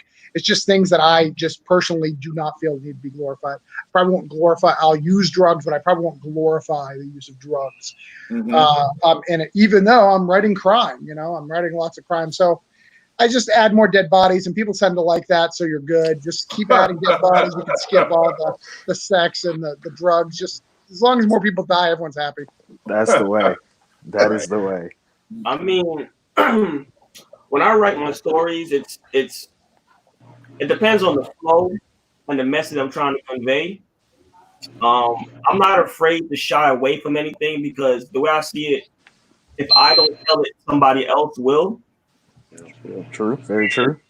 And, right now, we have the power and the position to reinvent, certain stereotypes or certain things, or even bring things to light. As somebody that used to write poetry, it's hard for me to open up, but through my poetry, I can express how I feel, And so when I started writing comic books, I did the same thing. So I don't know if you read Absolver. Absolver, the truth about Absolver is he's my truth. He's willing to do and say the things I wish I can do. Right. And he lives in the world everybody wants to ignore. We'll talk about the COVID for 20 hours on the news and 10 minutes of child abuse and child molestation. Like this has not been happening for hundreds of years. So Absolver is that person that will allow me to have that conversation. Absolver is that person if a white person does say the N-word, he will handle it accordingly based on how I felt that situation handled. I got a story of George Zimmerman I'm saving with Absolver, but so as a storyteller, I'm not, how I personally look at it, we're not doing this for the moment. We're doing this for everybody's going to pick it up tomorrow. But all the new generation, this is literally our time capsule. And I feel like, as long as it's not in bad taste, I have no problem reading a story where a white person says the N-word, but because it's story based. It wasn't maliciously done just so I can do it. You know what I'm saying? Right. Context is everything. Yeah, it's not necessarily the what, it's always the how. And that's how I tackle things when I'm writing the story. Here's let me say my caveat to that, and that's a personal choice for me. And I think I can get away with it. I have a great relationship with comic creators in the Black community, obviously. But it's not about whether or not I get away with it. Do I need to say that particular word to make the impact? If I did to make the impact of the story, then absolutely. But if I could find a way to just not have that issue, just in case, why bother going down that road? Only if it was story driven do I feel like I need to do that. And I think that goes as deeply as whether or not to have cursing or anything else in that regard in your books. That was something that when I first wrote the first parts of Hot Shot, it was very graphic in its language, and I went back and wanted to change that because I knew my grandmother was going to read it. I couldn't have myself talking like that. Let Nana read it. You know what I'm saying? That'll get you, boy. You know, she still be talking about that now. But you know, that's a conversation that needs to be had creatively and say, okay, is this what I want people to take from it? You know, when I create something, I think that's very, you know, smart, very cognitive of the work that you're creating. I'm gonna just throw in a quick note. I actually edited out a curse word out of the last issue. I just wasn't having it. It just didn't make sense to me. I didn't write that one. So I know. Don't y'all look at me. No, I know. I didn't write that one. I know. I felt, you know, 10 issues in, you know, it wasn't the time for it to start cursing. So maybe if you had left it the way it was, you know, maybe it would have flew past. But I was like, yeah, Mike, this is not. This ain't it. This is not the character that's gonna be dropping these bombs right here. It's just not gonna happen. Exactly. You know, you want me to work for Short Fuse? If the character, if it makes sense, it makes sense. But at that point, you know, 9 issues in, it don't make sense. Like if your characters and broke down 4 dead bodies, was F-bombs all day, and then, you know, they get to the next issue number 5 or whatever, and it's all mother lovers, I'm gonna be like, what is this? What is this? What is this? Unless it's about Carla, then you can they're get at away grandma's. Yeah, if it's right. about Carla, you can do it. I don't see it. Chris, you was about to say something? Well, see, with me, man, I use real life to kind of paint the picture of how I want these characters to be. If it like I was telling y'all earlier, I created Scarab Tiger, and I had my family in that, so it was all kind of, you know, nice, and it had the key elements. But because the way Prophet was kind of given to me, it's like it's raw and uncut, because you're trying to find out, how could a man find his destiny becoming a god of hitmen? We don't understand. So it's like super crime on a techno-futuristic level. So there's going to be all type of stuff. There's going to be child sex trafficking rings that he's going to have to go break up. He's going to have to do these things, because I wanted to tell about all these different shadow crimes that we hear a little bit about. But if we was out there in like the dark web, it will be all over our computer. I wanted to talk about all these different things, especially in the Black community. I wanted to talk about certain things like mental health. I was like, I'm ripping Band-Aids off with mine, because I wanted to show as low as you can go. Our main character starts out as like a gang member, and by the end of the whole series, he's going to be the god of all information. How do you get from that to that? And so I had to get as gritty as I could, so I can tell you, because it's like with us being Black in our struggle, you got to get it in the mud. So I had to tell you how he had to get it in the mud. That's what's up. For me to answer that question, I would say no. I don't personally put any tropes in anything. I feel like the story should be the story. If the story involves those tropes, then it involves those tropes. Right. When I was working on Stealth with William Satterwright, we touched on some serious topics for anybody that read that. And the thing about it is, that's what came to me with dealing with that character and the environment that he was in. When I wrote Grit, Grit versus Unstoppable with Martin Dunn, the incomparable Martin Dunn, I didn't feel any tropes needed to be in there besides the guy's a goofball. So, the story lended itself to, what the tropes would be. So I didn't particularly look at it in any certain way. I have a series of characters that I'm working on now that certain tropes will be in, but it's because the story lends it. So to me, to real life. It's the story. If the story involves that, then cool. But I'm not gonna force myself to put myself into a box because of me being Black or anything like that, to where I have to write a certain character, or I have to do something a certain way, because I'm a storyteller first. I'm a content creator. I create content for everybody. I actually had a creator, and I'm not gonna say names, one time mentioned to me that they looked at my website and said I had the whitest publishing label from a Black creator they ever saw, and I thought it was funny, because if you really look at it, I mean, I have Hot Shot, I have Ace Blade, I have Lumberjacks, I have Vigilance. I had Spirit's Destiny at the time. I have I have a lineup. I have Stealth. I have a lineup of black titles. But yet this creator just felt for whatever reason to say that I had the whitest line when I only had like 2 titles that featured white characters at the time. So for me, it's interesting on how people look at things, because sometimes I think what people do is they project what they feel, onto you. And was that creator truth? Was that creator Nubian? Was that creator black? Yes. The creator was black. It happens, bro. It happens. So yeah. And like I said, you're never going to be black enough for everybody, bro. That's true. Yeah. So it's just like, you just got to live. It's like what Jamel said. Absolver. Like I don't even know what nationality Absolver is because he's a Mizos.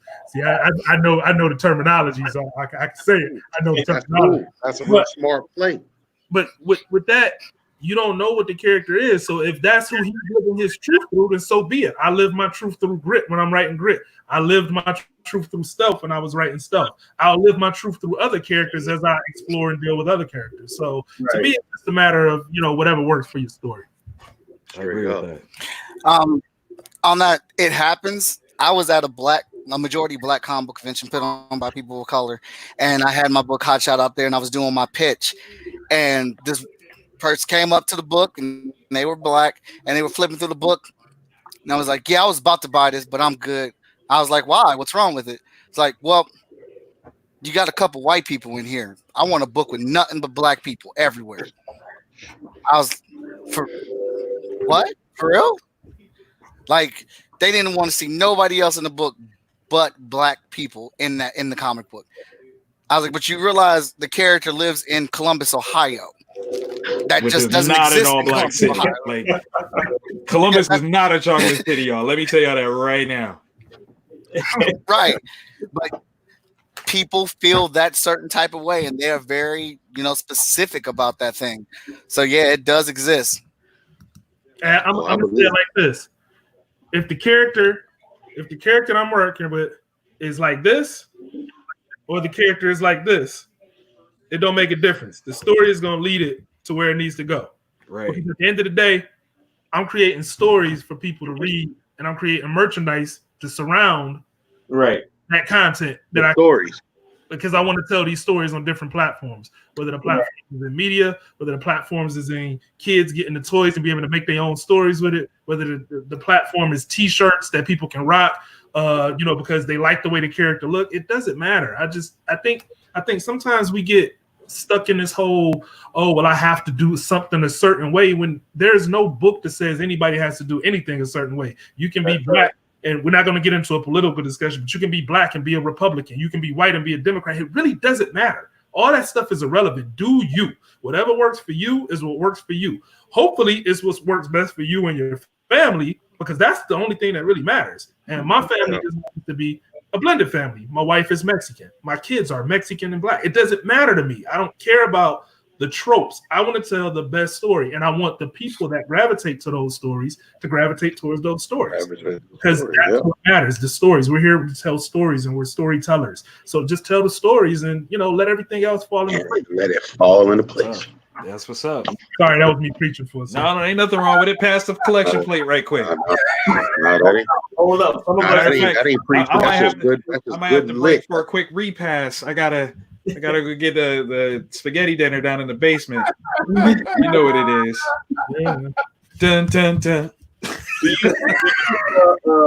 Moana, do you ever have that issue? Do people tell you that your book should have more of your people in it? No, I mean, at least not that I've heard directly. No, we try to, it's really part of our pitch that we are an inclusive story. So we incorporate people from a lot of different backgrounds. It's because that's how the world is, and you gotta just deal with it. Right. So if I was to play devil's advocate, I agree 100% with what everybody is saying, but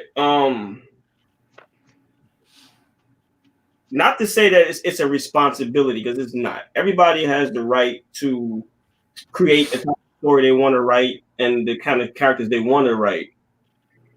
But the truth of the matter is, when you do walk up into an established a comic book store, or you go down the movie aisles, and if you just randomly close your eyes and then put your hand on a book or a DVD and open it up, the question is, how often are you going to see a lead character that resembles you or your children?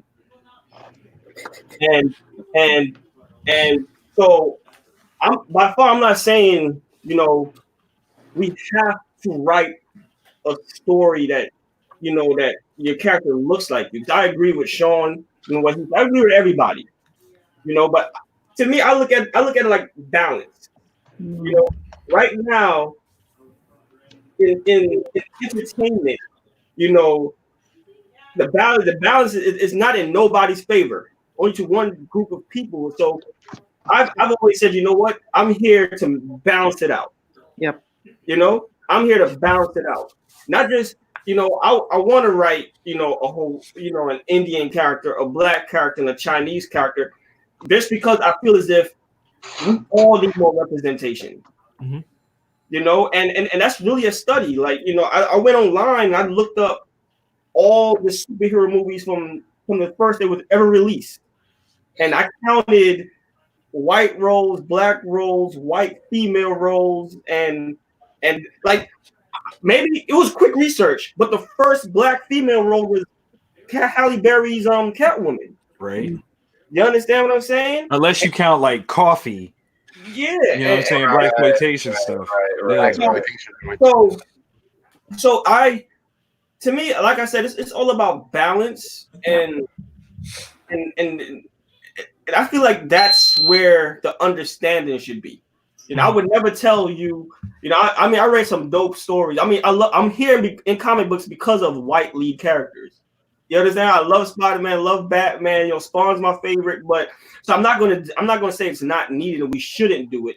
Aren't we all here because of white lead characters? I mean, Sure.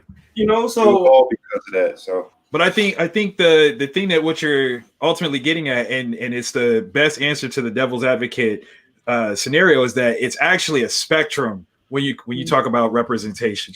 And to understand that it's a spectrum means that nobody on that spectrum is wrong. They just have a different perspective of it. So while there might be people that need to physically see a person that literally looks like them, I think there's other people like myself that aim to see myself in people that don't look anything like me. Where am I in them?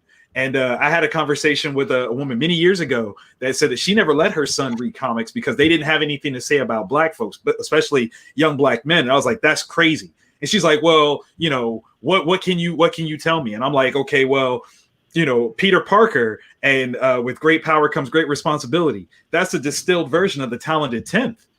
That's what that actually boils down to. That's black philosophy at play. You just got to learn how to look at it. If there's a percentage of people that can do something, a small percentage that equates to great power, they have the responsibility to show the remaining 90% how to do it. It's the same concept. And she's like, wow, I never thought about that. And, she tried to challenge me and said, well, what about Batman? What could a rich white dude teach my black son? And I was like, you mean a person who survived gun violence of a family member? No, the black community can't learn nothing from that. We don't want to ever have that happen. And she was like, whoa, that's an angle I wasn't even looking at. It's like, right, because you didn't want to.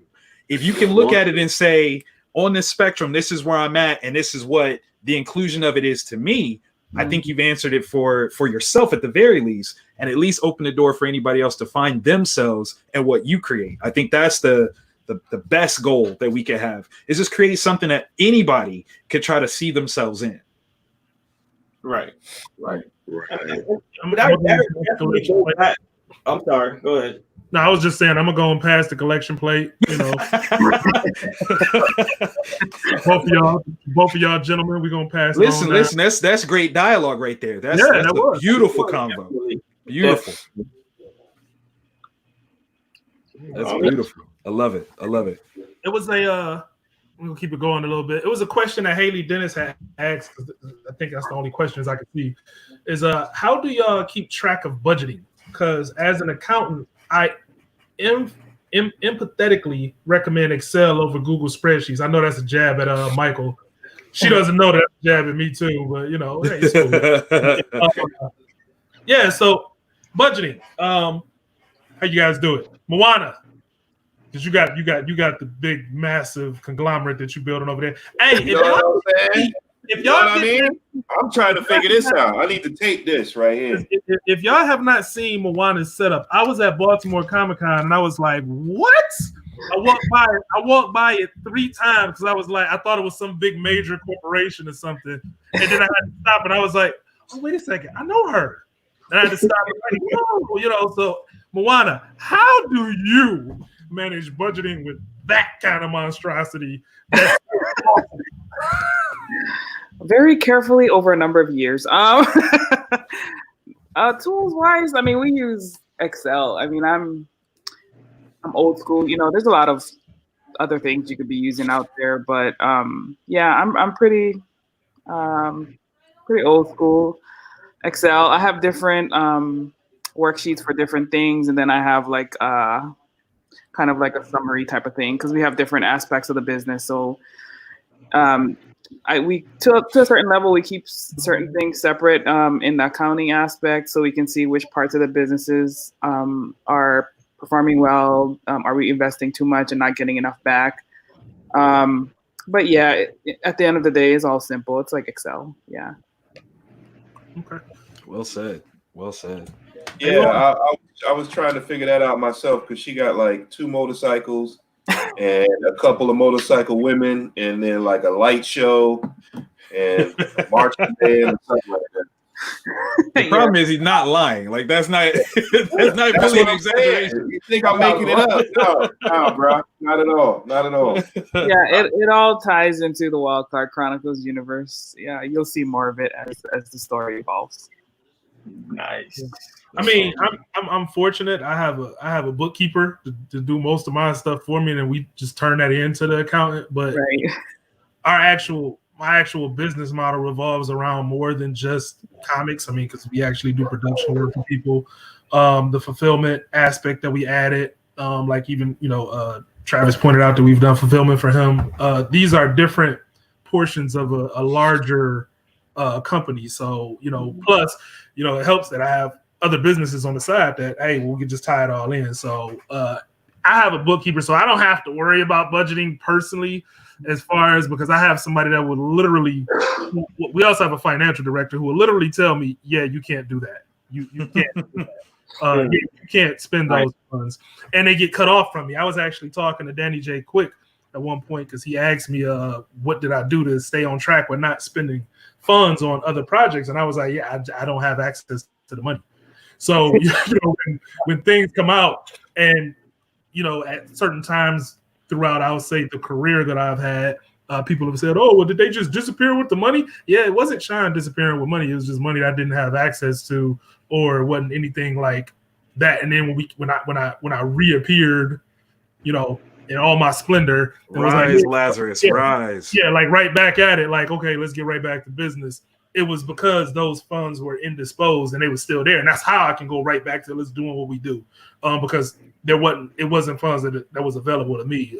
So I would say if you don't have a bookkeeper, if you can afford to have a bookkeeper, if there's a situation that exists where you can have a bookkeeper, I would say get a bookkeeper because it also makes doing your taxes and stuff that much simpler because you could just turn it over. The bookkeeper would just turn over everything to an accountant, and you don't have to worry about it, and you don't have to risk messing it up. So that would be my 2 cents on it. Well, we hope to get big enough to even have a bookkeeper or an accountant. There you go. Because right now, I got to keep book and account and social media and drive to all the Comic-Cons and set everything up. Other than my son, who's over beside me eating right now, and my other son and my wife that's upstairs, they help with stuff when we're live. But other than that, I have to do, unfortunately, at the size we are right now, I have to do everything myself. I know that's right. You gotta start somewhere. I will say that because a lot of times when I say stuff like that, or I'm talking to people, they say, "Oh, well, you got this," and man, I can't afford that. I would say sometimes you need to do your research and look into whether you can afford that because you can find a bookkeeper, to be honest, on something like a Fiverr. I didn't I didn't find mine on there, but what I'm saying is I know people that have. There's people out there that's smart, especially like in other countries and things like that, and they're on platforms to do the things that you need done, and all it is a matter of giving them the information.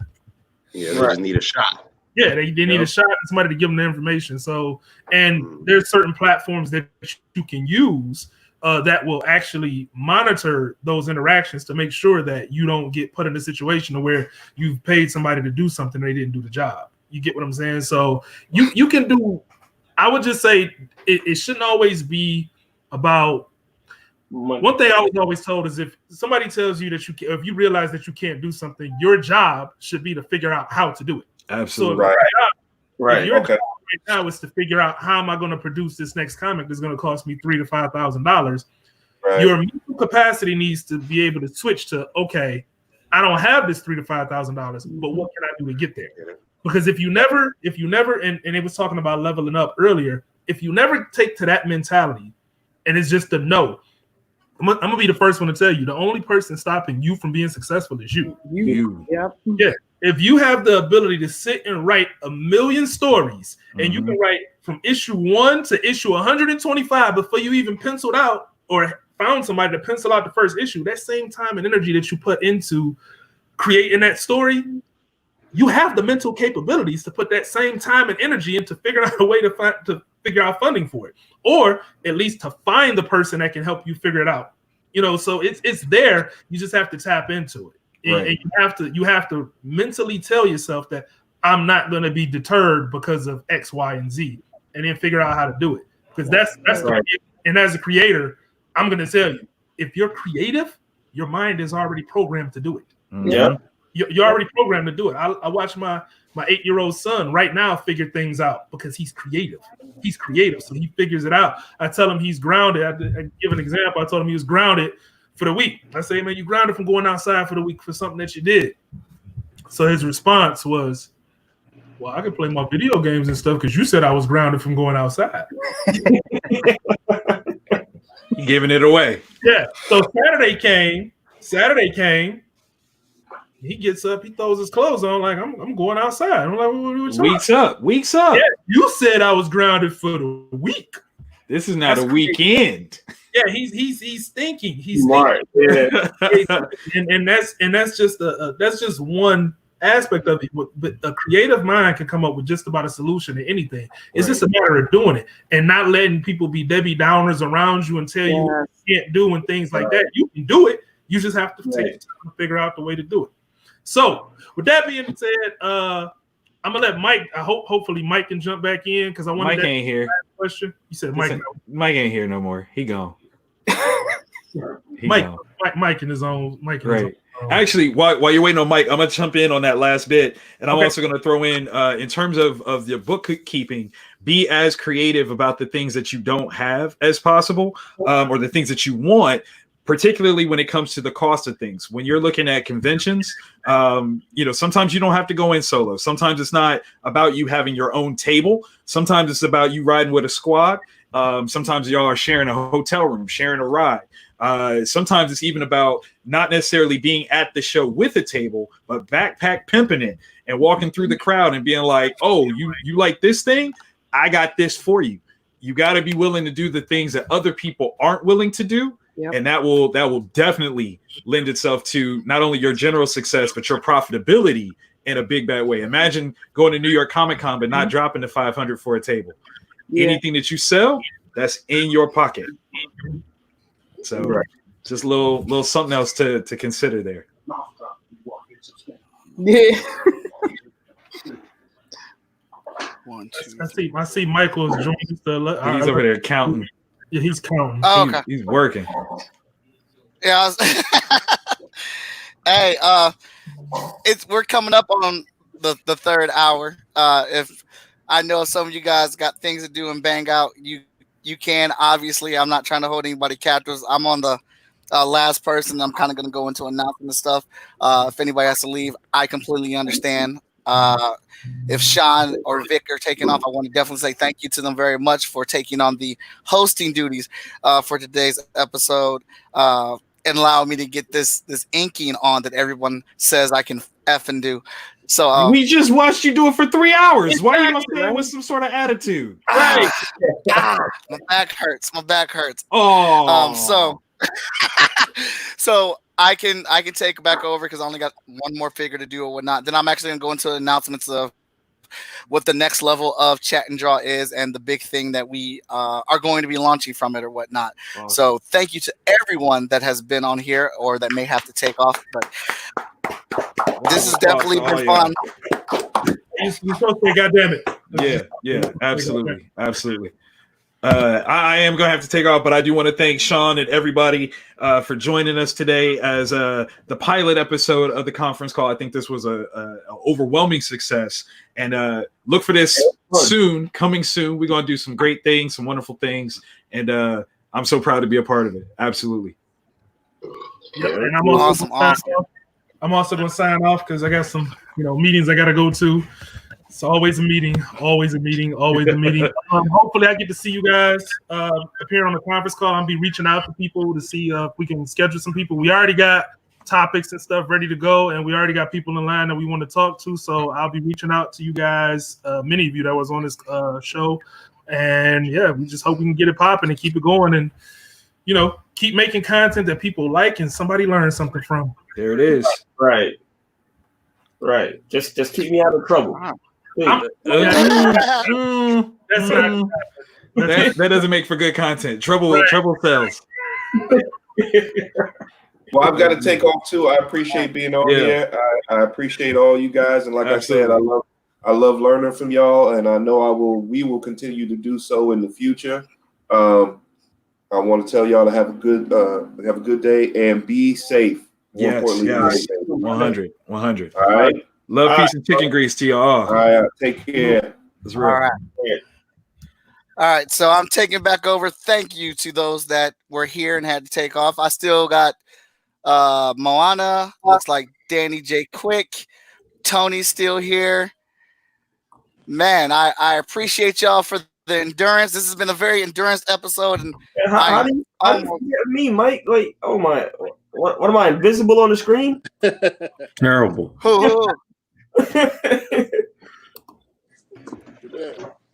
There we go. Jamil. There, Chris, double back. So again, I'm almost done with this thing. I am inking the last character right now, which is actually one of the mixed characters that we did on Victor's episode. You've been grinding, dog. You've been grinding. I appreciate that very much, man. I'm trying to make it happen. I'm gonna send you a team pick that I was doing for Concept Moon and a few other cats. Man, I still ain't done. You just did this in a day.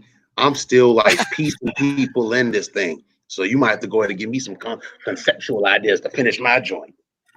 Oh man, I've been extremely motivated. Listen to all y'all talk today. Listen to all the conversation.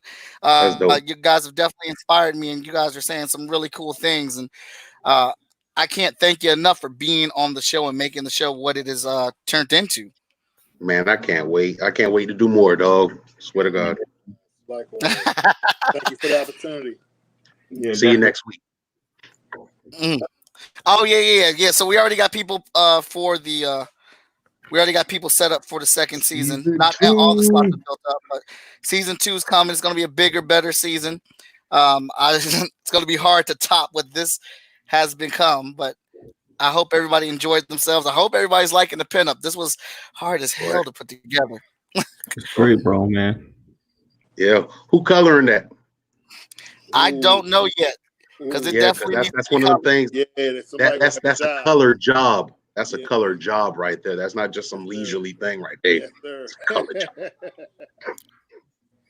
Yeah. I want to hit up Veronica, my lead colorist on FSK, but she's coloring like 3 books now as it is. So we may reach out to somebody new, try to get it finished. Hey, there you go, Jay over there. Listen, I was thinking about it, but that's kind of big, and the way the work schedule looking like. It is kind of big. But y'all gonna be waiting for a while, you know. A while. I came home early from work just for this. You know what I'm saying? So. Oh, appreciate it, bro. Yeah, no problem, man. That's dope. That's for the real job. That's for the real job. Yeah. Hey, Danny, since Sean ain't here right now, is there plans for season 4 for the shorts? Oh yeah, already. Yeah, we finishing up the third season of the Super Shorts podcast, but yeah, season 4 we're already writing it, and we're trying to get some. That's why we did the Kickstarters, because we're trying to get some actual voice actors for the characters, somebody for Ace Blade and Lumberjacks, and a new villain that we got. So yeah, we actually started writing season 4 before we wrote season 3. Wow. Okay. It's a serious one. It's a pretty cool story that we're trying to put together, and it's one of those more political. It's got some themes in it that some people aren't gonna like, but it's good though. I'm digging Mystic and Ace Blade, Lumberjacks, and the rest of the crew. So. I appreciate it. Thank you, sir. Yeah, Thank you. definitely. Trying to be like you when I grow up, man. Yeah, whatever. Mike, did you be like all y'all? I'm trying to be like all y'all when I grow up. All right. Well, you doing it. This is going to be a beastly replay, so I don't know. This is going to be a long one. So this is the replay of the whole thing being put together. Man. I started off with the Hot Shot piece because I saved Hot Shot for last as being added to it, and I had to do a new drawing form or whatnot. That's my main character, if anybody did or did not know. So, again, I cannot thank everybody enough for being on this episode. I appreciate everyone and everyone that's tuned in, everyone that shared, everyone that commented. This is one great epic discussion and a great season finale to the show. But as I've been saying, the show is moving to Patreon, and we're going to have different perks and levels that you will be able to get by being a Patreon member. It still will be shown on YouTube. It still will be shown on Facebook. And I still will have the regular digital offer that you guys can regularly be able to get, and you'll get that by signing up through Patreon or whatnot. But we are offering coloring now. So I will be doing coloring on certain perks. One of the other things I'm going to be doing is a fan episode. If you pay for your perks or whatnot, you will, as a fan, you don't have a character that's been made, but you love Wolverine, or you love Mary Jane, or you love Storm or Wonder Woman. You want that character drawn while you get to talk about your fandom. You will get to be brought on that episode, and I will draw your favorite character. But maybe your favorite character is an indie character, and I draw an indie character or whatnot. Then this whole thing has been drawn for an art book. I talked to all the creators on the show that have been on here. They've given me permission to put the characters in the book. This is actually the double page spread cover that will be featured on that art book. The art book will be out as soon as I get all the pages together or whatnot, but that's how I'm planning on wrapping up each one of the seasons, by doing art book / sketchbook volumes for each one of these things. Each one of the people that were in this, each one of their characters will have, the social media, the website, and all that stuff, where you can get a hold of that creator and get their book. I'm taking Tuesday off. I'm taking Tuesday next week off. But I am coming right back on Wednesday and Thursday with new episodes to kick off season 2. Doing some more work on the intro, redoing that kind of thing or whatnot. But yeah, so that's pretty much it. The art book is the biggest thing. Take a break, man. That is the break, man. Okay, one day. That's it. Tuesday is my whole. Tuesday is your whole summer. Fall starts Wednesday. I don't want to lose any momentum, man. I don't want to lose not one bit of momentum. I want to keep it going. But yeah, my next task is to find somebody to freaking color this. It's tempted, man. I did a big poster for somebody like that, and those layers, man. I can't even tell you how many layers you utilize. Dude, I might just ask. That's like almost like 150 layers right there. It looks like it'd be like that. Just to do everything and make it crisp. It's like, damn, how many layers would you need? Dude, I might seriously just go with a simple animation style, mainly flats and very little shadow on it, just because I swear it's to a God. lot. I couldn't even imagine, man. Boy, I swear, on I swear. another Just level. looking at the people you have inked right there is like, man, that would have been at least 3-4 days right there. There's no background. Background would be the gradient. If I had time, I could probably knock out like 3 to 4 people a day in the afternoon, because it's just like doing a normal pinup. Let me think about it. Well, I also cheated. I did take some of the poses that I could actually make work with this layout from the original Chat and Draw episodes too. I had to save myself some time. I basically drew this for 2 days before today. Okay. As long as you Just draw. trying to lay it out and figure where I wanted everybody to go, and just try to make something that flowed and had some sense to it. That's crazy, bro. That's still impressive. I thought you did all in one day, but it's still impressive. Yo, that thing is dope, man. You put your foot all the way in this. Yes, sir. Thank you very much. Yes, Yeah, I'm pretty excited that I'm going to be working on that Wizard of Oz. Cthulhu Comes to Wizard of Oz. That's going to be fun. I've been knee deep in the Hot Shot while drawing this and Hot Shot at the same time. Yeah, actually, Daniel, I am taking tomorrow off. There will be no Dear Creative episode tomorrow. This was the Dear Creative episode. This was the rest. This was it until Tuesday. Until Tuesday. Yeah. So, well, no. Wednesday. Wednesday is when I come back. Bad. Wednesday. Yeah, I'm gonna pass out, and Sunday I'm gonna spend that with my wife. We're gonna cook for her and stuff. It's Mother's Day. Get her gifts and celebrate her. I'll be grilling. But yeah, I will not be online Monday and Tuesday. Not doing any videos, because once I get done with this, I am gonna post it and share it. And maybe I'll just throw it out there, man. Maybe I'll say, hey, anybody want to color this? I'd appreciate it. Moana said she said you could just leave it ink for real. Like if you throw some tones on that thing, boy, and just throw it up, be like, hey, somebody want to color it, and just let it ride off of that, bro. For real, man. I was actually thinking about just leaving it inked and just putting the cover out. Do you have every character saved to a different layer? No, I do not. I don't have an iPad Pro, so I'm not able to do that. So I was doing my own tricks here. He rough rolled that whole picture. Yes, sir. Yes, sir. Wow. I'll be posting this. Dope. That's real dope, boy. You're brave. That's a lot of people, boy. After a while, you be like, man, I'll start forgetting who goes where, what layer is it. Oh no. I probably there's like at least 4 times where I was like, oh dang, I'm done. And then I go flipping through the episodes like, damn, I forgot them. All right, I got it, I'm done. Oh, I forgot this character. Where am I gonna put him at now? So there was definitely a lot of time here. Let me see. Yeah, that thing came out for the time that was put in it. It came out beautiful. So that's all right. Thank you. Right. Thank you very much. You got the new girl. You got the new girl you made up in there. No, I don't have the new girl that I made up in there. Thanks to Danny J. Quick sharing, she got mighty popular online. Right? Of course. I am going to be announcing the very spoiler soon. master. I am going to be announcing very soon who that character is. Nice. Right. Speaking of Danny, Mr. Danny kind of owe me.